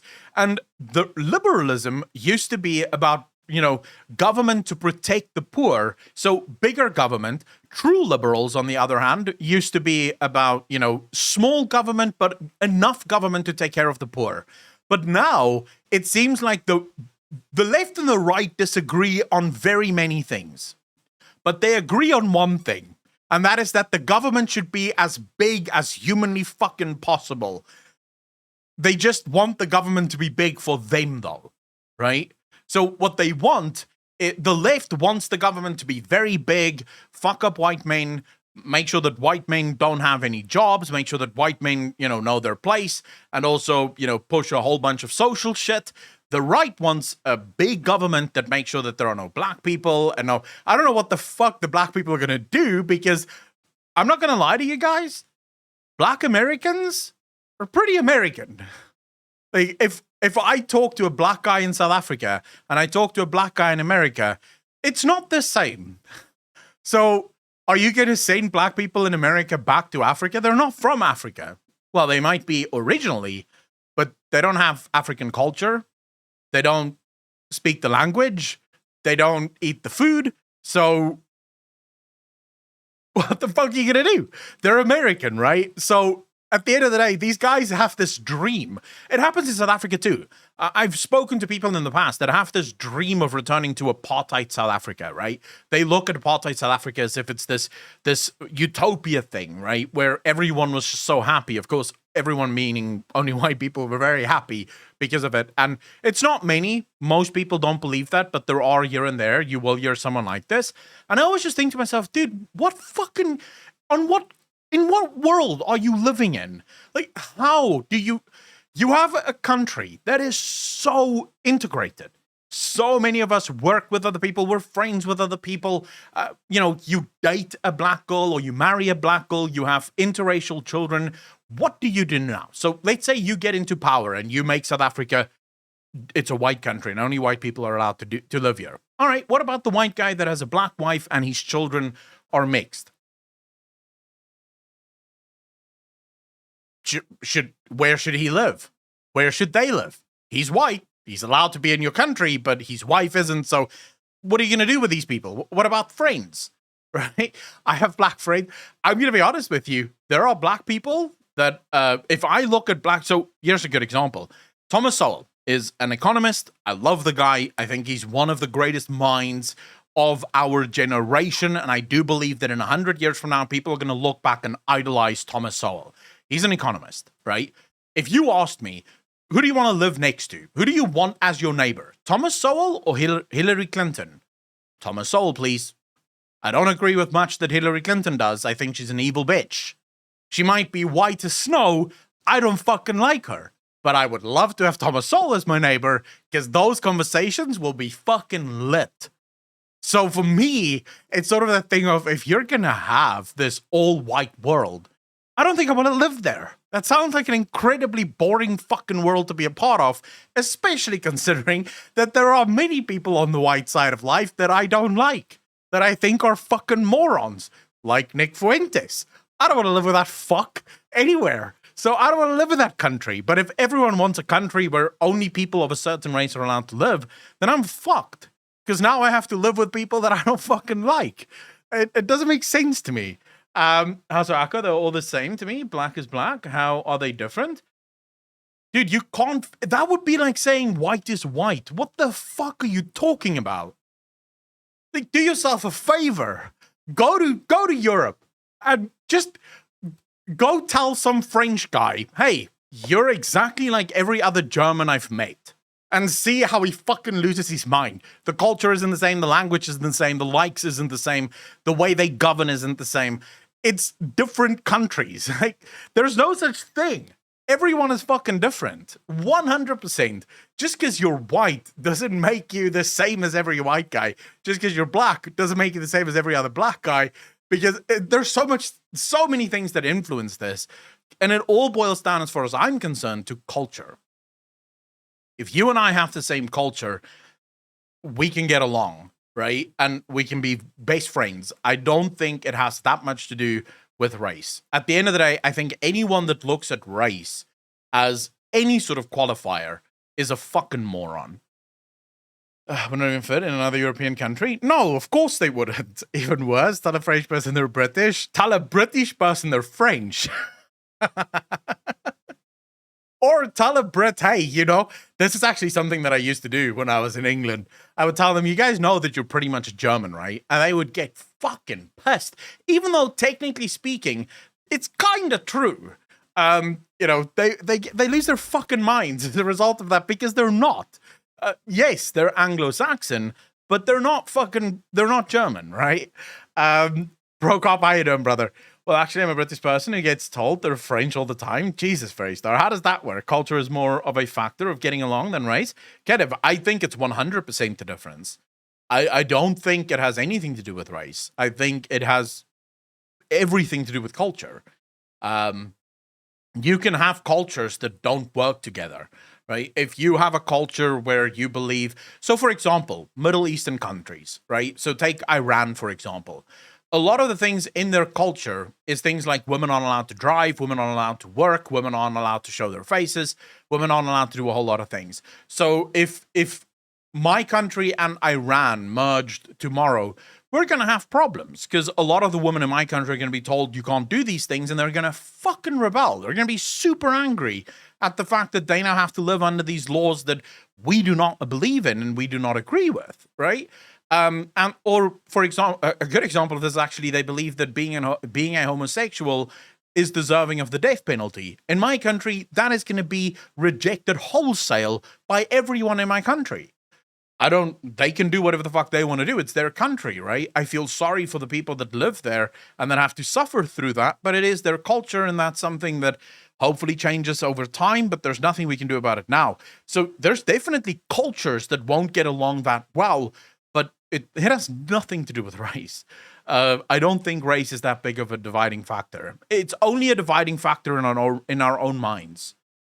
We see people that look different to us and we think, what the fuck? But that's a mind thing. And it's also so surface level, I think. I think it's something that you might instinctively look at someone that looks different to you and be like, well, I don't know. But I wonder if you reach out to someone that looks different to you and you actually start talking to them, I think that goes away very, very quickly, especially if you're having a lot of things to connect with. You can very quickly create friendships across racial lines, which is going to be harder across cultural lines, I think. It's just an easy method of separating people. We aren't anything like the Germans or bloody French. Frog, I know what you mean. I don't care if people call me French. I just find it funny how people argue with me about my own nationality as if I wouldn't know what it is. Yeah, you're German, Ferrystar. I agree. You're an English German. Increasingly prone to violence and militias, and that's driven by, as well, by social media, changing the media ecology in which they operate and the things they believe. And we have a left which is moving further to the left and becoming increasingly illiberal. So the right is not conservative, the left is not liberal, but I'm a liberal in the sense of liberal democracy. I believe the best kind of life for human beings is one in which we have rule of law, due process, freedom of speech. So the world that I grew up in the late 20th century was making extraordinary progress towards, I would almost say, a liberal utopia, or at least I would just say a good liberal society until about 2014, and then it all ran off the rails. So I have a question, John. You described this mechanism where the compounding amplification of dissatisfaction, whatever would cause this cancellation and people becoming timid. Mm-hmm. Why don't we see that on the right? Because they're using the same technology. Oh, well, so this is there. We do, but there's an asymmetry. And this was a subtle point in my Atlantic article, but it's one which I think is very, very helpful in our present moment, especially as we come towards the midterms. So what I argued in the article is that of the two major political parties in the United States, the Republican Party is the stupid party. And what I mean by that is not that they're unintelligent, but that their dynamics are such that if you question Donald Trump, if you say that, I'm going to vote for impeachment, you're dead. You're politically dead. And as Liz Cheney found out, as everybody just about who challenged Donald Trump is dead. electorally. So you're saying They're they were canceled, is what you were saying? That's right. So the Republican Party is the stupid party because it does not have the normal dynamics of some people say we should do this, but other people say we shouldn't do this. That's normal. They don't have that anymore. That's incredibly dangerous.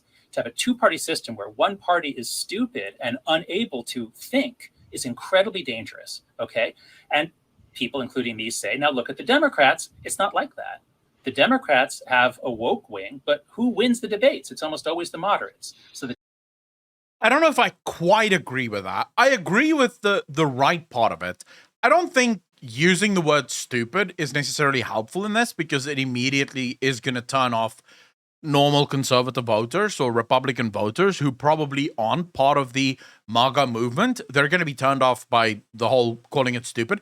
But I don't know if I exactly agree that it's not true for the Democrats either, because it might be the moderates that's winning the debates, but the leadership structures of the Democratic Party seem to be very fucking woke.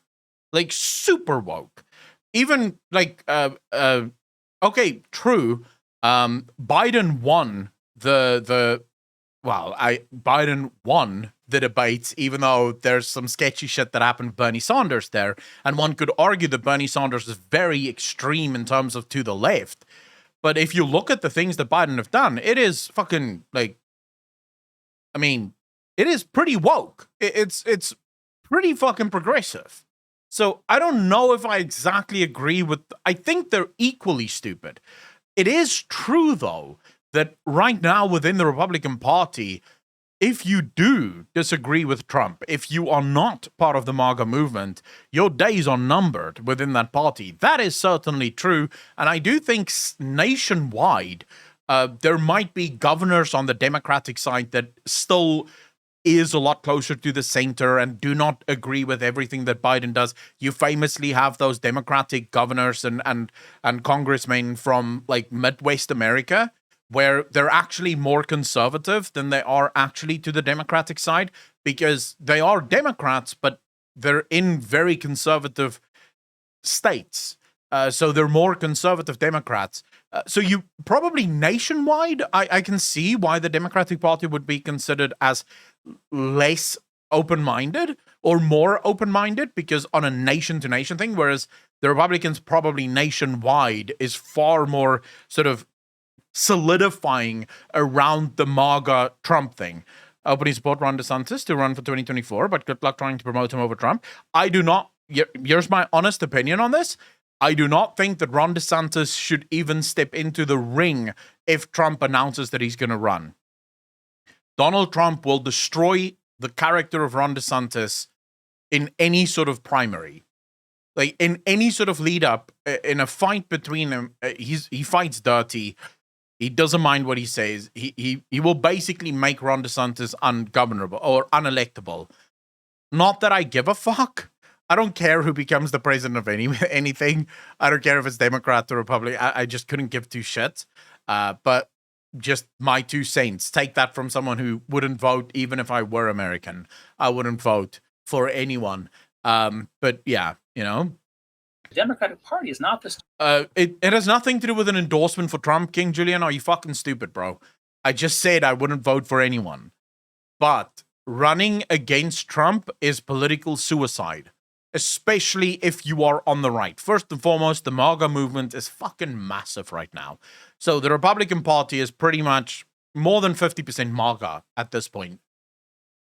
You're not going to win that fight. And even if you survive that fight, no one's going to vote for you in the general election because Trump doesn't hold punches.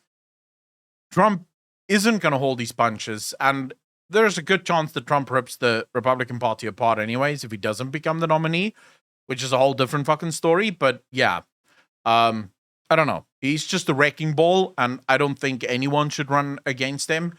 Let a Democrat run against him, because at least there, Democratic voters are not going to be influenced by Trump's theatrics. So yeah, MAGA movement or MAGA movement, however the fuck Americans say it. The MAGA movement is a South African pronunciation, but MAGA, I guess. Stupid party. And people on the left keep attacking me or just criticizing me, saying, "How could you say, look at the Republicans, look what they're doing?" And I say, you're right. That is the stupid party. Democrats are not the stupid party. So So I guess you're not okay. Sorry, go ahead, Kevin. Yeah, but I have to do the other side. Oh, I have okay. to get the other side. Otherwise, this clip will be excised, and they'll say, Haidt said the Republican Party is stupid. No, let me finish. I have to finish, because now put yourself, not looking at the parties, put yourself in the perspective of a citizen on the right or a citizen on the left. And if you're a citizen on the right, what do you see happening?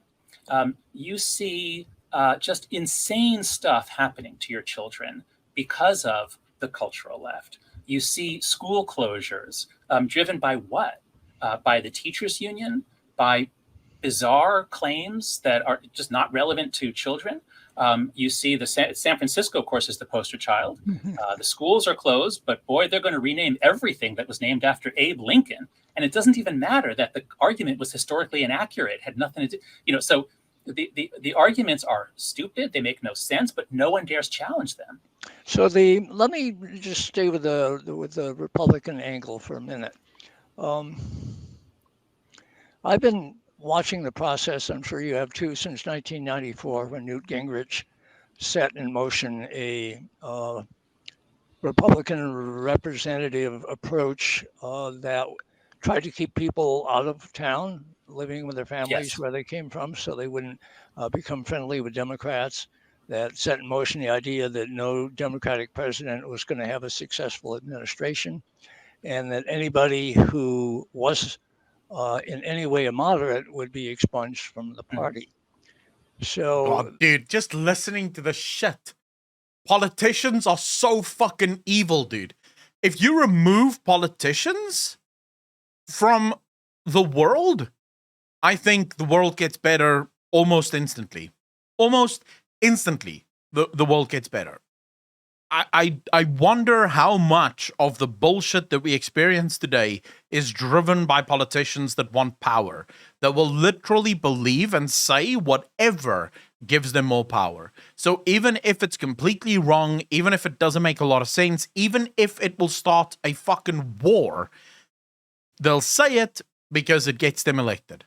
That started 20 years before 2014. And the process was far along. And it sounds like you're saying the process then went even further because of what social media started doing in 2014. Is that right? Yes, but let me put a little nuance in there. So first, if we look at polarization, at affective polarization, the degree to which people on each side hate or fear the other side, that was pretty level in the 70s, 80s, and 90s. And it only begins to go up in the late 90s, in part because of the kinds of events you're talking about. The Republican Party begins to radicalize. Now here, Fox News plays a big role. And the move from broadcasting, and this is crucial for what's going to come. Broadcasting was a temporary period of American history where we had a message beamed out to hundreds of millions of people, and we all got the same information. That was a temporary, a few decades. And that gave incredible centripetal force. That was a real binding factor in the country. So cable TV begins to undo that, begin to fragment. And Fox News begins in 1996 or something like that. And then they get more and more partisan. They discover that that's what... I want to share something with you guys that's actually, I think, a nice thing still. There's not many nice things in South Africa, but this is still a relatively nice thing. So if you want the news in South Africa, you can only get it 7 o'clock in the mornings or 7 o'clock in the evenings on SABC, where they have newsreaders. SABC is our equivalent to the British Broadcasting Network, the BBC, or the British Broadcasting Company. It is literally just, it's a government-controlled channel, right? Or channels. They have 3, SABC 1, 2, and 3. So you get the news at 7 o'clock in, at least that's for Afrikaans or English speakers. I'm not entirely sure, but that's when the news is out. And the other day, by accident, I'm watching the news. I kid you not, the guy reads the news with no inflection, no emotion, and no ability to figure out on which side he falls. He literally just reads the news. He just sits there, he gives you what happened, and then moves on to the next story. no opinions are being shared. He literally not once in the entire half an hour. It's not even half an hour. It's like 15 minutes. In the entire 15 minutes of the news, there's no opinions being shared. It is just the news. So everyone that tunes in gets the news and they get to decide how they feel about it. And then you watch something like CNN or you watch something like Fox, and it's just opinions. It's all just fucking opinions. Like 100%. You'll watch Fox News and the guy will give you the news, but even before he's given you the news, he's already told you how you need to feel about what he's about to tell you. So it's not like, here's the news, make up your own mind. No. Here's how you should feel about this. Here's what happened. And now let me tell you why this is such a horrible, bad thing that just happened. So it is just 100% designed to push people into a specific frame of mind. And that happens on CNN, it happens on MSNBC, it happens on Fox, it happens on every single one of them. The problem with most of the facts these days in the media are just opinions and subjective arguments. Very fucking true. It's only completely neutral, to be fair, since there is the opinion involved in picking the news stories. Disco option, true. That is very true. So that's the one part where the South African news organization can probably still be partisan, is in what stories they select and how they select those stories and how they present those stories. But in terms of actual news reading, they're not allowed to have any sort of emotion that will convince viewers of one or the other. I remember studying news reading in college as part of my acting degree. We had a 6-month period where they taught us how to be a news reader and stuff. And it's incredibly difficult because you have to cover stories in a way that's interesting, but not in a way that you show your own biases. It has to be very fucking like, this is the story, make up your own mind. And man, I never managed to hop into your streams, but I love your WoW videos and look forward to future lore speculation moving into Dragonflight. From Bash, happy to have you here, brother. How you doing, bro? Cells. So it is true that for polarization, a big part of the blame goes to cable TV, which radicalized the right. It did not radicalize the left. Also happened in radio that the right got more radicalized and the left That's right. not so much. Yep, that's right. That's right. So those old line, the radio and TV, that was mastered by Republicans. The Democrats or the left tried. They never really, Air America never really took off. But then the left colonized late night comedy like Jon Stewart. But okay, so that's the older media ecosystem. But it's not just a one-dimensional, like how strong is polarization? What happened, I argue, after around 2014, what happened around then wasn't just, oh, now we hate each other more because of Twitter. It's not that. It's two things. One is, now we're afraid of each other. Fox News did not make me afraid of my students. Yeah. Twitter does. Most of them are lovely, but if I say anything, that's actually so fucking one of true. them can publicize it. They can report me. So Twitter has or social media in general, and Slack also. These have a unique quality. It's not just increasing. From Bash, thanks for the follow, dude. Really appreciate that. Welcome to the channel. King Julian, what made me get into politics? I'm not really in politics. I find things like this very interesting as someone that is very much in the center and don't really care for either side.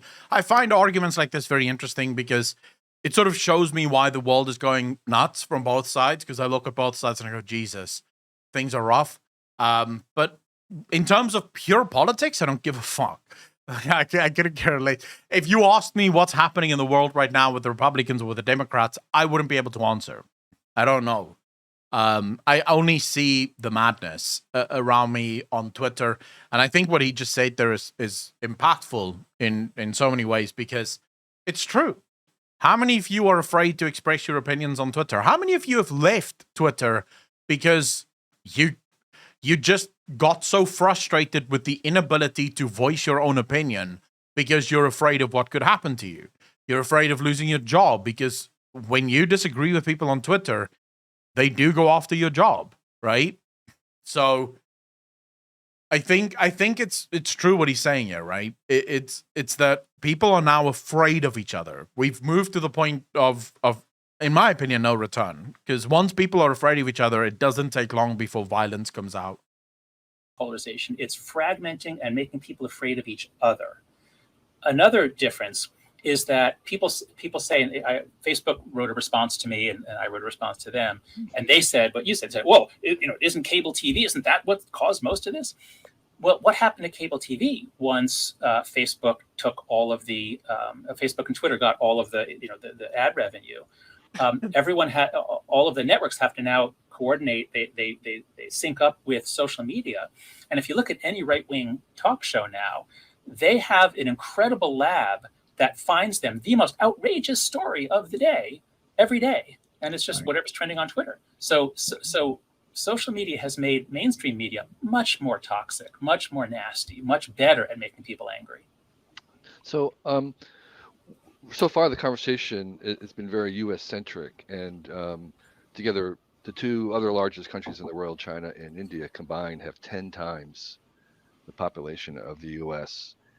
I just don't. So when it comes to the word wokeness, I don't know if there's a better word for it, but I don't particularly like the word because it gets placed on things that should not be like considered woke. So for example, people will claim that it's woke to believe that gay people deserve equal rights. Oh my God, you're so fucking woke. I don't see that as a woke thing. That's just a human thing. I believe that all humans should have equal rights. I think wokeism would be when you want people from certain groups to be preferred. So you actually want to give them preferential treatment. That's where you go into the woke thing. And that's not how it's used. So I fucking hate that phrase. I hate the phrase woke because it doesn't mean anything anymore. Basically, woke is whatever people disagree with. And sometimes people will claim things are woke. And I'll be like, dude, how the fuck is that? That's not what? How's that woke? That's just basic. And it sort of goes both ways because some people take it way too far and other people take it not far enough. So it's kind of, I don't know. I just don't like the word, but I get what you guys are saying. So I'm not attacking you for it. I'm just saying I don't like the phrase all that much. No, if it's a way to claim virtue, it's a way to claim multicultural awareness without having to study no other cultures at all. That is actually true. Increasingly 10 times the influence. So are you seeing the same kinds of things happening in India and China, Brazil, Indonesia, all the other large countries of the world? Yeah. And that would be, for me, almost a more persuasive case. Mm-hmm. If it was. Yeah. So let's distinguish between democracies and autocracies. And this is a point made by Tristan Harris that that the technology is helping autocracies be better autocracies. And by that, I mean more effective. So China is able to control what happens. They have TikTok in China, but it's got much more positive stuff. It sort of boosts patriotism. And there are Bro, that is so true. I told you guys about the Instagram reels. When you see TikToks from China on Instagram, it's so clearly fake, but it's almost always with some kind of message of how to be a good citizen. So almost all of it. And there's so often where I'll see these incredibly obvious fake TikToks where you can see it's completely staged, but they try and make it seem like it's not staged. And you can just see it dripping with sort of subtext. And you just wonder, is this the government sort of pushing these TikToks around? Disclaimer, I'm incredibly biased in the media. I agree, equal rights for all, but god damn it, I hate the nuts who sacrifice everything for wokeness. I don't hate anyone. I think a lot of people are doing things that maybe in a few years they'll look back on and feel really stupid for. Or, you know, I don't know who's right and who's wrong at all times. I'm a fence setter in that way. King Julian, because you can see when someone's fucking acting. When you have, so here's a great example of a TikTok that I saw the other day. The girl is standing in the queue for an ATM. Her boyfriend comes to stand with her in the queue. She takes his hand and she walks to the back of the queue because the people behind her wasn't, they didn't expect that two people were going to use the ATM in front of them, so they have to go to the back of the queue. It's obviously staged. No one in their right fucking mind would ever do that. If I'm standing in the queue and my brother or my girlfriend joins me in the queue, I was holding place for them. That's perfectly fine. Everyone fucking accepts that. No one's going to walk to the back of the queue. For what fucking purpose? There's no reason for that. And that's just like one of the small ones. I'm not even going to go into the bigger ones. Thrilled that our TikTok is just making people so angry at each other Right. and so mentally ill. So China is the example of using technology to achieve a totalitarian dream. The Soviet Union and Mao's China, they just didn't have the technology to really control everybody all the time, other than just brute fear. What I can tell you about Europe is, and this is from the Revelations from Frances Haugen, is when Facebook changed its algorithm, I think it was to, I forget if it was the one to get more meaningful social engagement.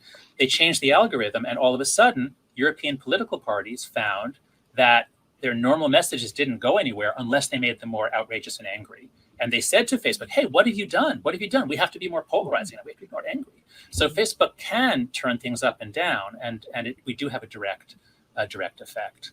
Dude, do we not see that now in sort of content creation?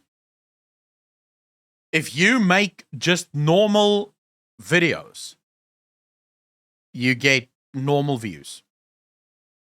You have to make the most outrageous videos. You have to make the most outrageous claims in your videos. The amount of videos that shows up in my YouTube feed that I look at the title and the thumbnail and I'm like, there's no fucking way that it's that bad. Like, what? Dude, like, it annoys the living fuck out of me. And that's what clicks. That's what people want to see. People just want that angry message to come through. And it's annoying for people like myself who don't necessarily want to make a career out of angry things. I'll be angry when I need to be angry, but I don't want to be angry all the time. I prefer to just focus on fun things for me, you know? I should also say that I'm curating. I have a Google document. If you go to jonathanhaidt.com/social media, I have Google documents where I put all of the published academic articles that we can find on democracy and on teen mental health. My kids grew up without TV but on the internet, and they've retreated from social media. Do you find that happening worldwide? Is that, in other words, because of the outrage, because of the fact that outrage seems to be the single emotional tone, that people just get tired of it and decide, I don't really want it anymore. Do you find that happening around the world in any degree? So first let's distinguish, there's two separate problems. One is teen mental health, which we haven't talked about, and that's not caused by outrage. That's caused by girls going through puberty, posting photos of themselves for strangers to rate and comment on. That's a major issue. And there is clear signs that kids, they do move on from platform to platform. They were on Facebook long ago, and then to Instagram, and now TikTok. So kids do move. Is anyone here still on Facebook? Like, any of you guys, are you still on Facebook? Around, but there's no sign of the mental health crisis abating. In fact, it just keeps going up and up and up. COVID made things worse, but it was a trend that was already unbelievable before COVID. And that's worldwide too, as well. So I have good data. I can show that it's happening in all the English-speaking countries. I know that. And there's some. It's not clear it's happening in the Germanic countries. That there's reasons for that. They let their kids outside to play. They let them explore. In the English countries, we all freaked out in the 90s and said, "Oh my God, I can't let my kid out. It's my 10-year-old. He'll be kidnapped." So we've made our kids weak. Gen Z, we made them very weak. We overprotected them, oversupervised them, and then that same generation went through they're the first ones to go through puberty on Instagram. There's evidence that really is harmful. So that's the kids issue. On the democracy issue, I don't know about. Dude, you have to think about this. Instagram is probably the worst platform ever for young women. And I'm talking girls from the ages of 10 all the way probably up to 2021. And here's why. So boys, generally speaking, aren't on these platforms during that time. And the data shows this as well. Most young boys are playing video games and shit like that. They're not really on these platforms. But we all know that the teenage year specifically is a very awkward time for everyone, right? Girls look weird. They have pimples everywhere. Nothing is really in proportion with one another. Some girls are developing faster. Some girls are developing slower. It's a whole mess of shit, right? And now you have these young girls during their formative years being judged on the internet. So you put up a picture, your friend puts up a picture, your friend's picture gets 100 likes, yours only gets 10. What the fuck does that do to your self-image at that age? Right? Because you don't understand how algorithms work. It could just be that the algorithm didn't pick up your picture, and so not many people saw your picture. There's so many things that you could that could explain the difference. Like, sure, it could just be that you're uglier than your friend, right? But at the end of the day, it is so harmful to put up your picture next to your friend's picture and suddenly realize you're not as desirable as your friend. So you go through your entire formative years, the years that will form you as an adult, believing that you're not good enough, believing that you should do this different or that different, or this should be more or this should be less. It's insane. And it is fucking up young girls. Not so much young boys. As I said, young boys aren't really on these platforms and the data show this. Young girls are getting ruined as a result of this. People changing around. Adults are mostly on Facebook, Twitter, a few other platforms that are extremely important for politics. It is still the case. I mean, you'll find in the Google document there is research on how various countries, the political actors, the leaders use social media to weaken or discredit their political opponents. So that's all part of the political process. And Abaddon, how you doing, bro? There should be ways in which this technology will give us better democracy someday. But for now, it does appear to be giving us worse democracy. So where did this thing about triggers and trigger warning come from? Is that part of all this? Yeah, so that's back to the teen mental health thing. Back on the teen mental health thing. So there are multiple ways of looking at human beings, and that's fine. That's great. But there's a particular way that sort of comes out of certain political movements that were housed, especially in a few departments, gender studies, various humanities areas, but especially a few of the studies departments. And those go back to the 1980s. They were philosophical movements and arguments. Fine, they're welcome at a university. But they get students to see the world as divided into oppressors and oppressed. And anybody who's got high status of privilege is bad, they're evil, and anyone who's got low status is good, they're the victims.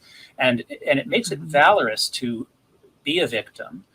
And what we're finding for girls is, because you get status from being a victim, girls are encouraged to emphasize their anxiety disorders, their depression, their mental illness. And so, dude, I go on Twitter right now and look at the bios of people, and you will find that almost everyone you look at has like a list of mental disorders. Right? They're bipolar, they're depressed, they're autistic, they're this, they're that, they're the other. It's like a list of things. Most of it's self-diagnosed. Like, very few of these people have actually gone to a psychologist to actually be evaluated to make sure that you have those things, because those things are serious things that you should be evaluated for. Most of them is self-diagnosed. So, oh my God, I sometimes I feel happy, sometimes I feel sad, I must be bipolar. No, you might just be fucking human. Sometimes you have good days, sometimes you have bad days. That's not bipolar, that's just being human.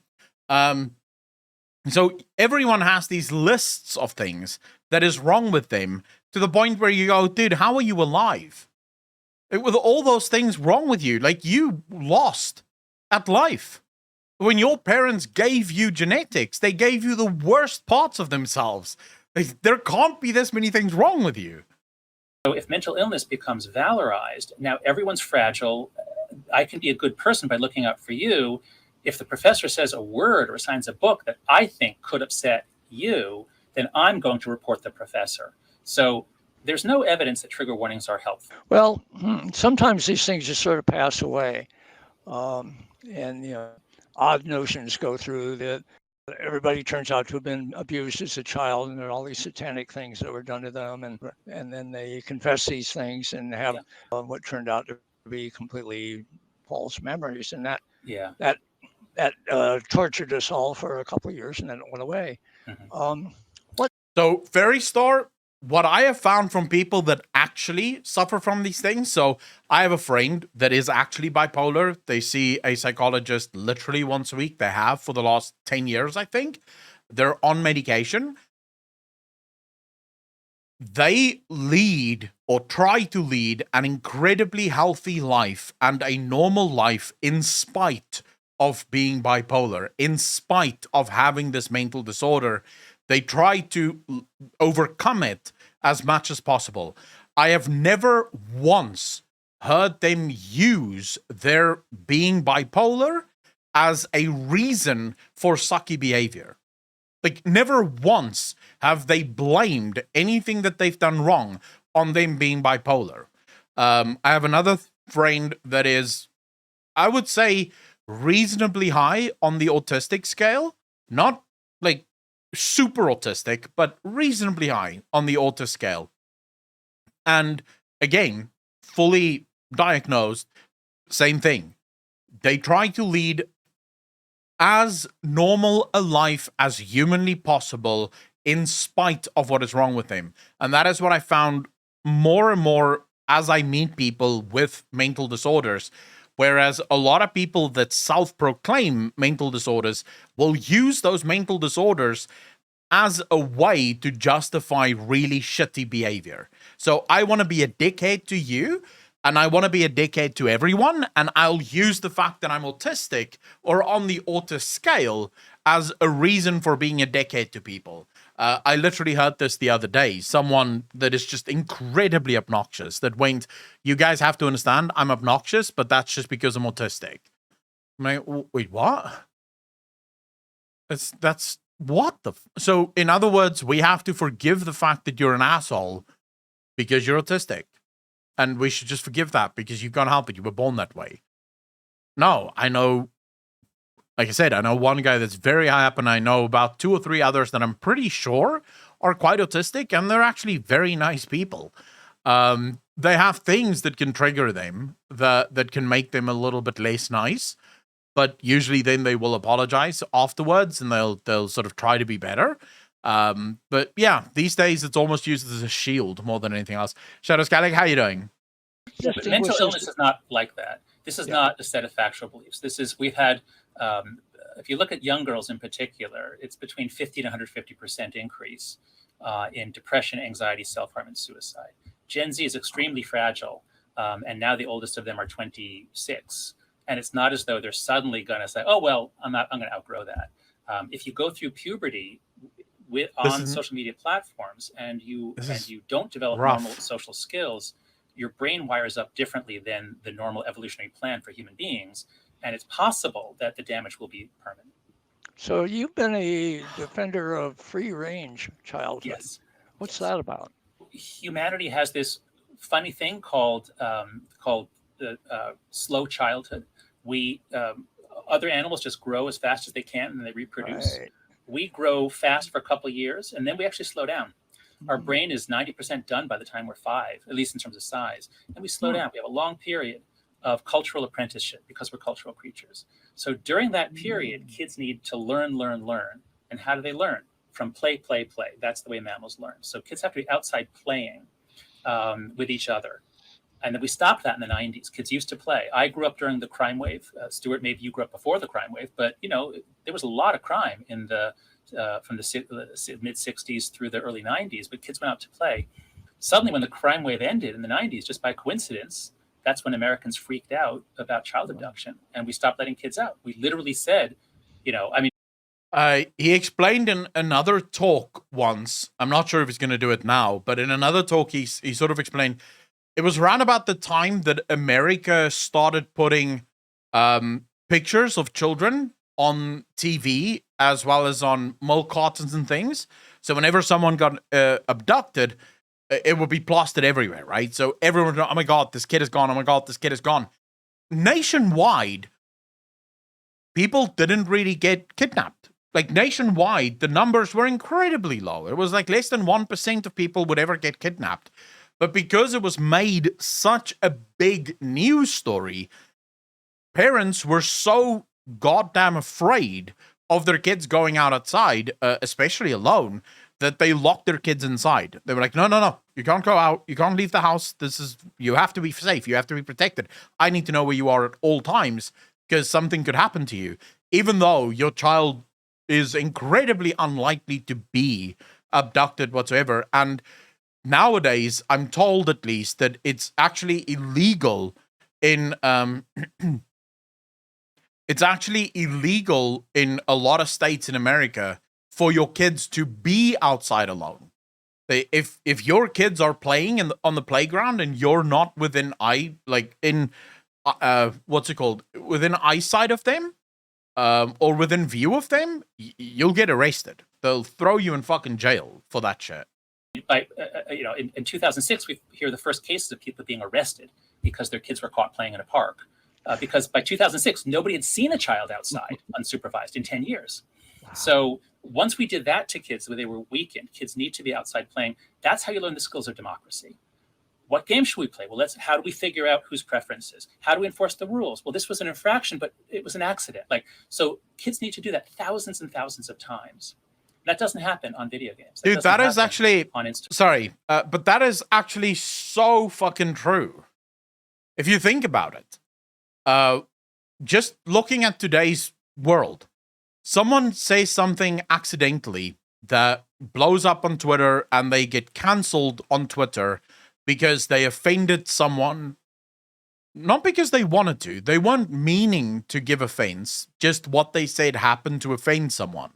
And they get their lives get destroyed. What he just said there is so true. You learn on the playground, oh my God, you just tackled me really fucking hard, and that hurt. I should hurt you back. And then everyone else is like, no, bro, we're playing like football. We're playing rugby. Of course it's going to tackle you really hard. That's just part of the game. You learn, oh, okay, so I should just tackle him really hard as well because this is part of the game. I'm not supposed to hit him now, right? Or actually, no, now you did break the rules because we were playing touch rugby or we were playing tag football and you still tackled me. That is a genuine offense. I should punish you for that because you weren't allowed to do it. And also, what is the scale of punishment, right? Am I going to break your legs if you tackled me? Or am I just going to tell you to get the fuck out of my way, stop doing that? So I didn't even know that that's why kids play or that's why kids playing is important. But it makes so much sense now that he's saying it. So we've basically given our kids what you might call experience blockers. Once they get on a phone, they're all on it all the time. The boys are on video games, which are not as bad. The girls are on the visual platform. You guys heard that? Bad. You guys did you hear that? He just said it. And this man knows what he's talking about. The boys are on video games, which is not as bad. We good, bros. We fucking good. We can keep playing video games. Jonathan Haidt said so. And childhood is partly over. The free play is over. And so I co-founded an organization with Lenore Skenazy called Let Grow, if you go to letgrow.org. And we've gotten laws changed in 4 states. There are 4 states now where you can't be arrested just because your kid plays in a park. Oh, shit. Nice. Well, once upon a time, I did a thing called the New Games Tournament where I tried to get adults to do what kids do, which is change the rules of the game that they're playing all the time. We played baseball in a vacant lot next to my house, and it wasn't big enough for 3 bases, so we had 2. Beautiful. Besides home plate. And, we had to keep changing the rules on what was a home run, depending on who was at bat and things like that. And changing the rules, I thought, in this kind of free-range mode is actually a very civilizing thing to do. Dude, kids do this all the time. So changing the rules, my brothers used to do this. I was older at this point, so I didn't play with them. But I once came outside and my brothers were playing, or they said that they were going to play hide and seek. So they discovered a problem I'm assuming within their game, they eventually discovered a problem. There weren't that many hiding spots in the yard. Like, it was my brothers and my cousins playing. So instead, they changed the rules of the game to where if the guy sees you, he has to touch you. So that's how you're out, is if he touches you.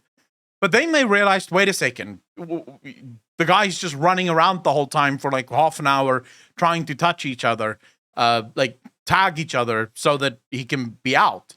So they said, okay, wait, we need a safe space. So if the guy reaches the safe space, before you can touch him, he's safe. And that's the end of the game, right? Or that's at least, you now have to go look for the other people. This guy's safe. And so they changed the rules of hide and seek to turn it into sort of like hide and seek / tag / something else. And they called the game Werewolf. I don't know why the fuck they called it Werewolf, but that became their game. And they would play the living shit out of that game. Because again, it's changing the rules. Kids do this all the time, but if you're not playing, you won't learn that rules can be changed and that, you know, we can all come up with different ways of changing the rules and finding a way around that shit. It's interesting, I think. That's right. And maybe that's curtailed by Little League and kid lacrosse and soccer moms and all this thing. Exactly. That's exactly it. That's right. Let's remember, when we say the American experiment, people forget what that means. It is the American experiment in self-governance. That's the experiment that our founders set out on, and it wasn't clear that we would succeed. Can people govern themselves without a king? That's the question. And for a long time, the answer was yes. So how about the... Dude, I didn't know that. Did you guys know that?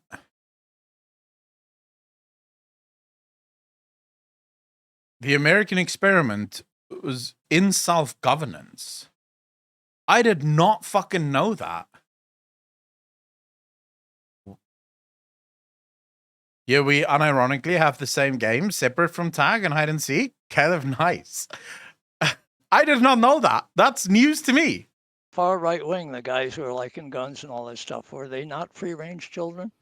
Oh, no, I don't know anything about their childhoods. There is actually a big left-right difference. The left is much more overprotective of its children. So the right is much stronger than the left. And this is something Van Jones noted in his talk he gave at the University of Chicago. That strong meaning what? Just physically strong? No, emotionally strong. That the left has adopted a set of beliefs and practices that are crippling its kids. And so when Van Jones gave a talk at the University of Chicago, and David Axelrod asked him about, protesting speakers, and he said, no, stop doing that. And he directly addressed the left-leaning students at the University of Chicago. And he said, I don't want you to be safe ideologically. I don't want you to be safe emotionally. I want you to be strong. And what we're seeing is that students are asking for these protections to guarantee that they do not become strong. And this is what we're seeing. Left-wing organizations. There was an article in, what was it called? And what magazine was it? Abaddon, thank you so much for the Prime sub. Really appreciate that. 4 months in a row. Thank you. And now you have sort of, things are getting worse right now because more and more conservative parents are sort of refusing their children access to universities because of how left universities have become. I'm seeing that now. I'm seeing a lot of new parents sort of going, I will not let my kid go to university. In South Africa, for example, there's a lot of parents that forces their children, not force, like it's not an evil thing, but they make their children study through the mail because at least then they're not exposed to the left-wing campuses. And a lot of conservative students are choosing to study through the mail because they don't want to go to campuses where it is so left. So the campuses are just getting more and more left, where kids are just becoming safer and safer and safer. Because you're not allowed to say anything that will upset me, and I make the rules of what upsets me, which is very dangerous. Because if you make the rules of what upset you, it doesn't take long before you can't be critical at all of anything, because anything you say could potentially upset me. I see that on my own channel, by the way, on Twitch. Whenever I say anything that could cause slight offense, and this is not to attack people. I want to make this clear. I always feel like I have to. I am not part of the left or the right. I'm not conservative. I'm not liberal. I'm a little bit of both. So economically, I'm a little bit more conservative. Socially, I'm a little bit more liberal. Most of my beliefs are fundamentally, as long as you don't hurt other people and as long as you don't hurt me, you can do whatever the fuck you want. I don't care. It's not my life. It's not my problem, right? Not my circus, not my monkeys. The other day, a girl tweeted out,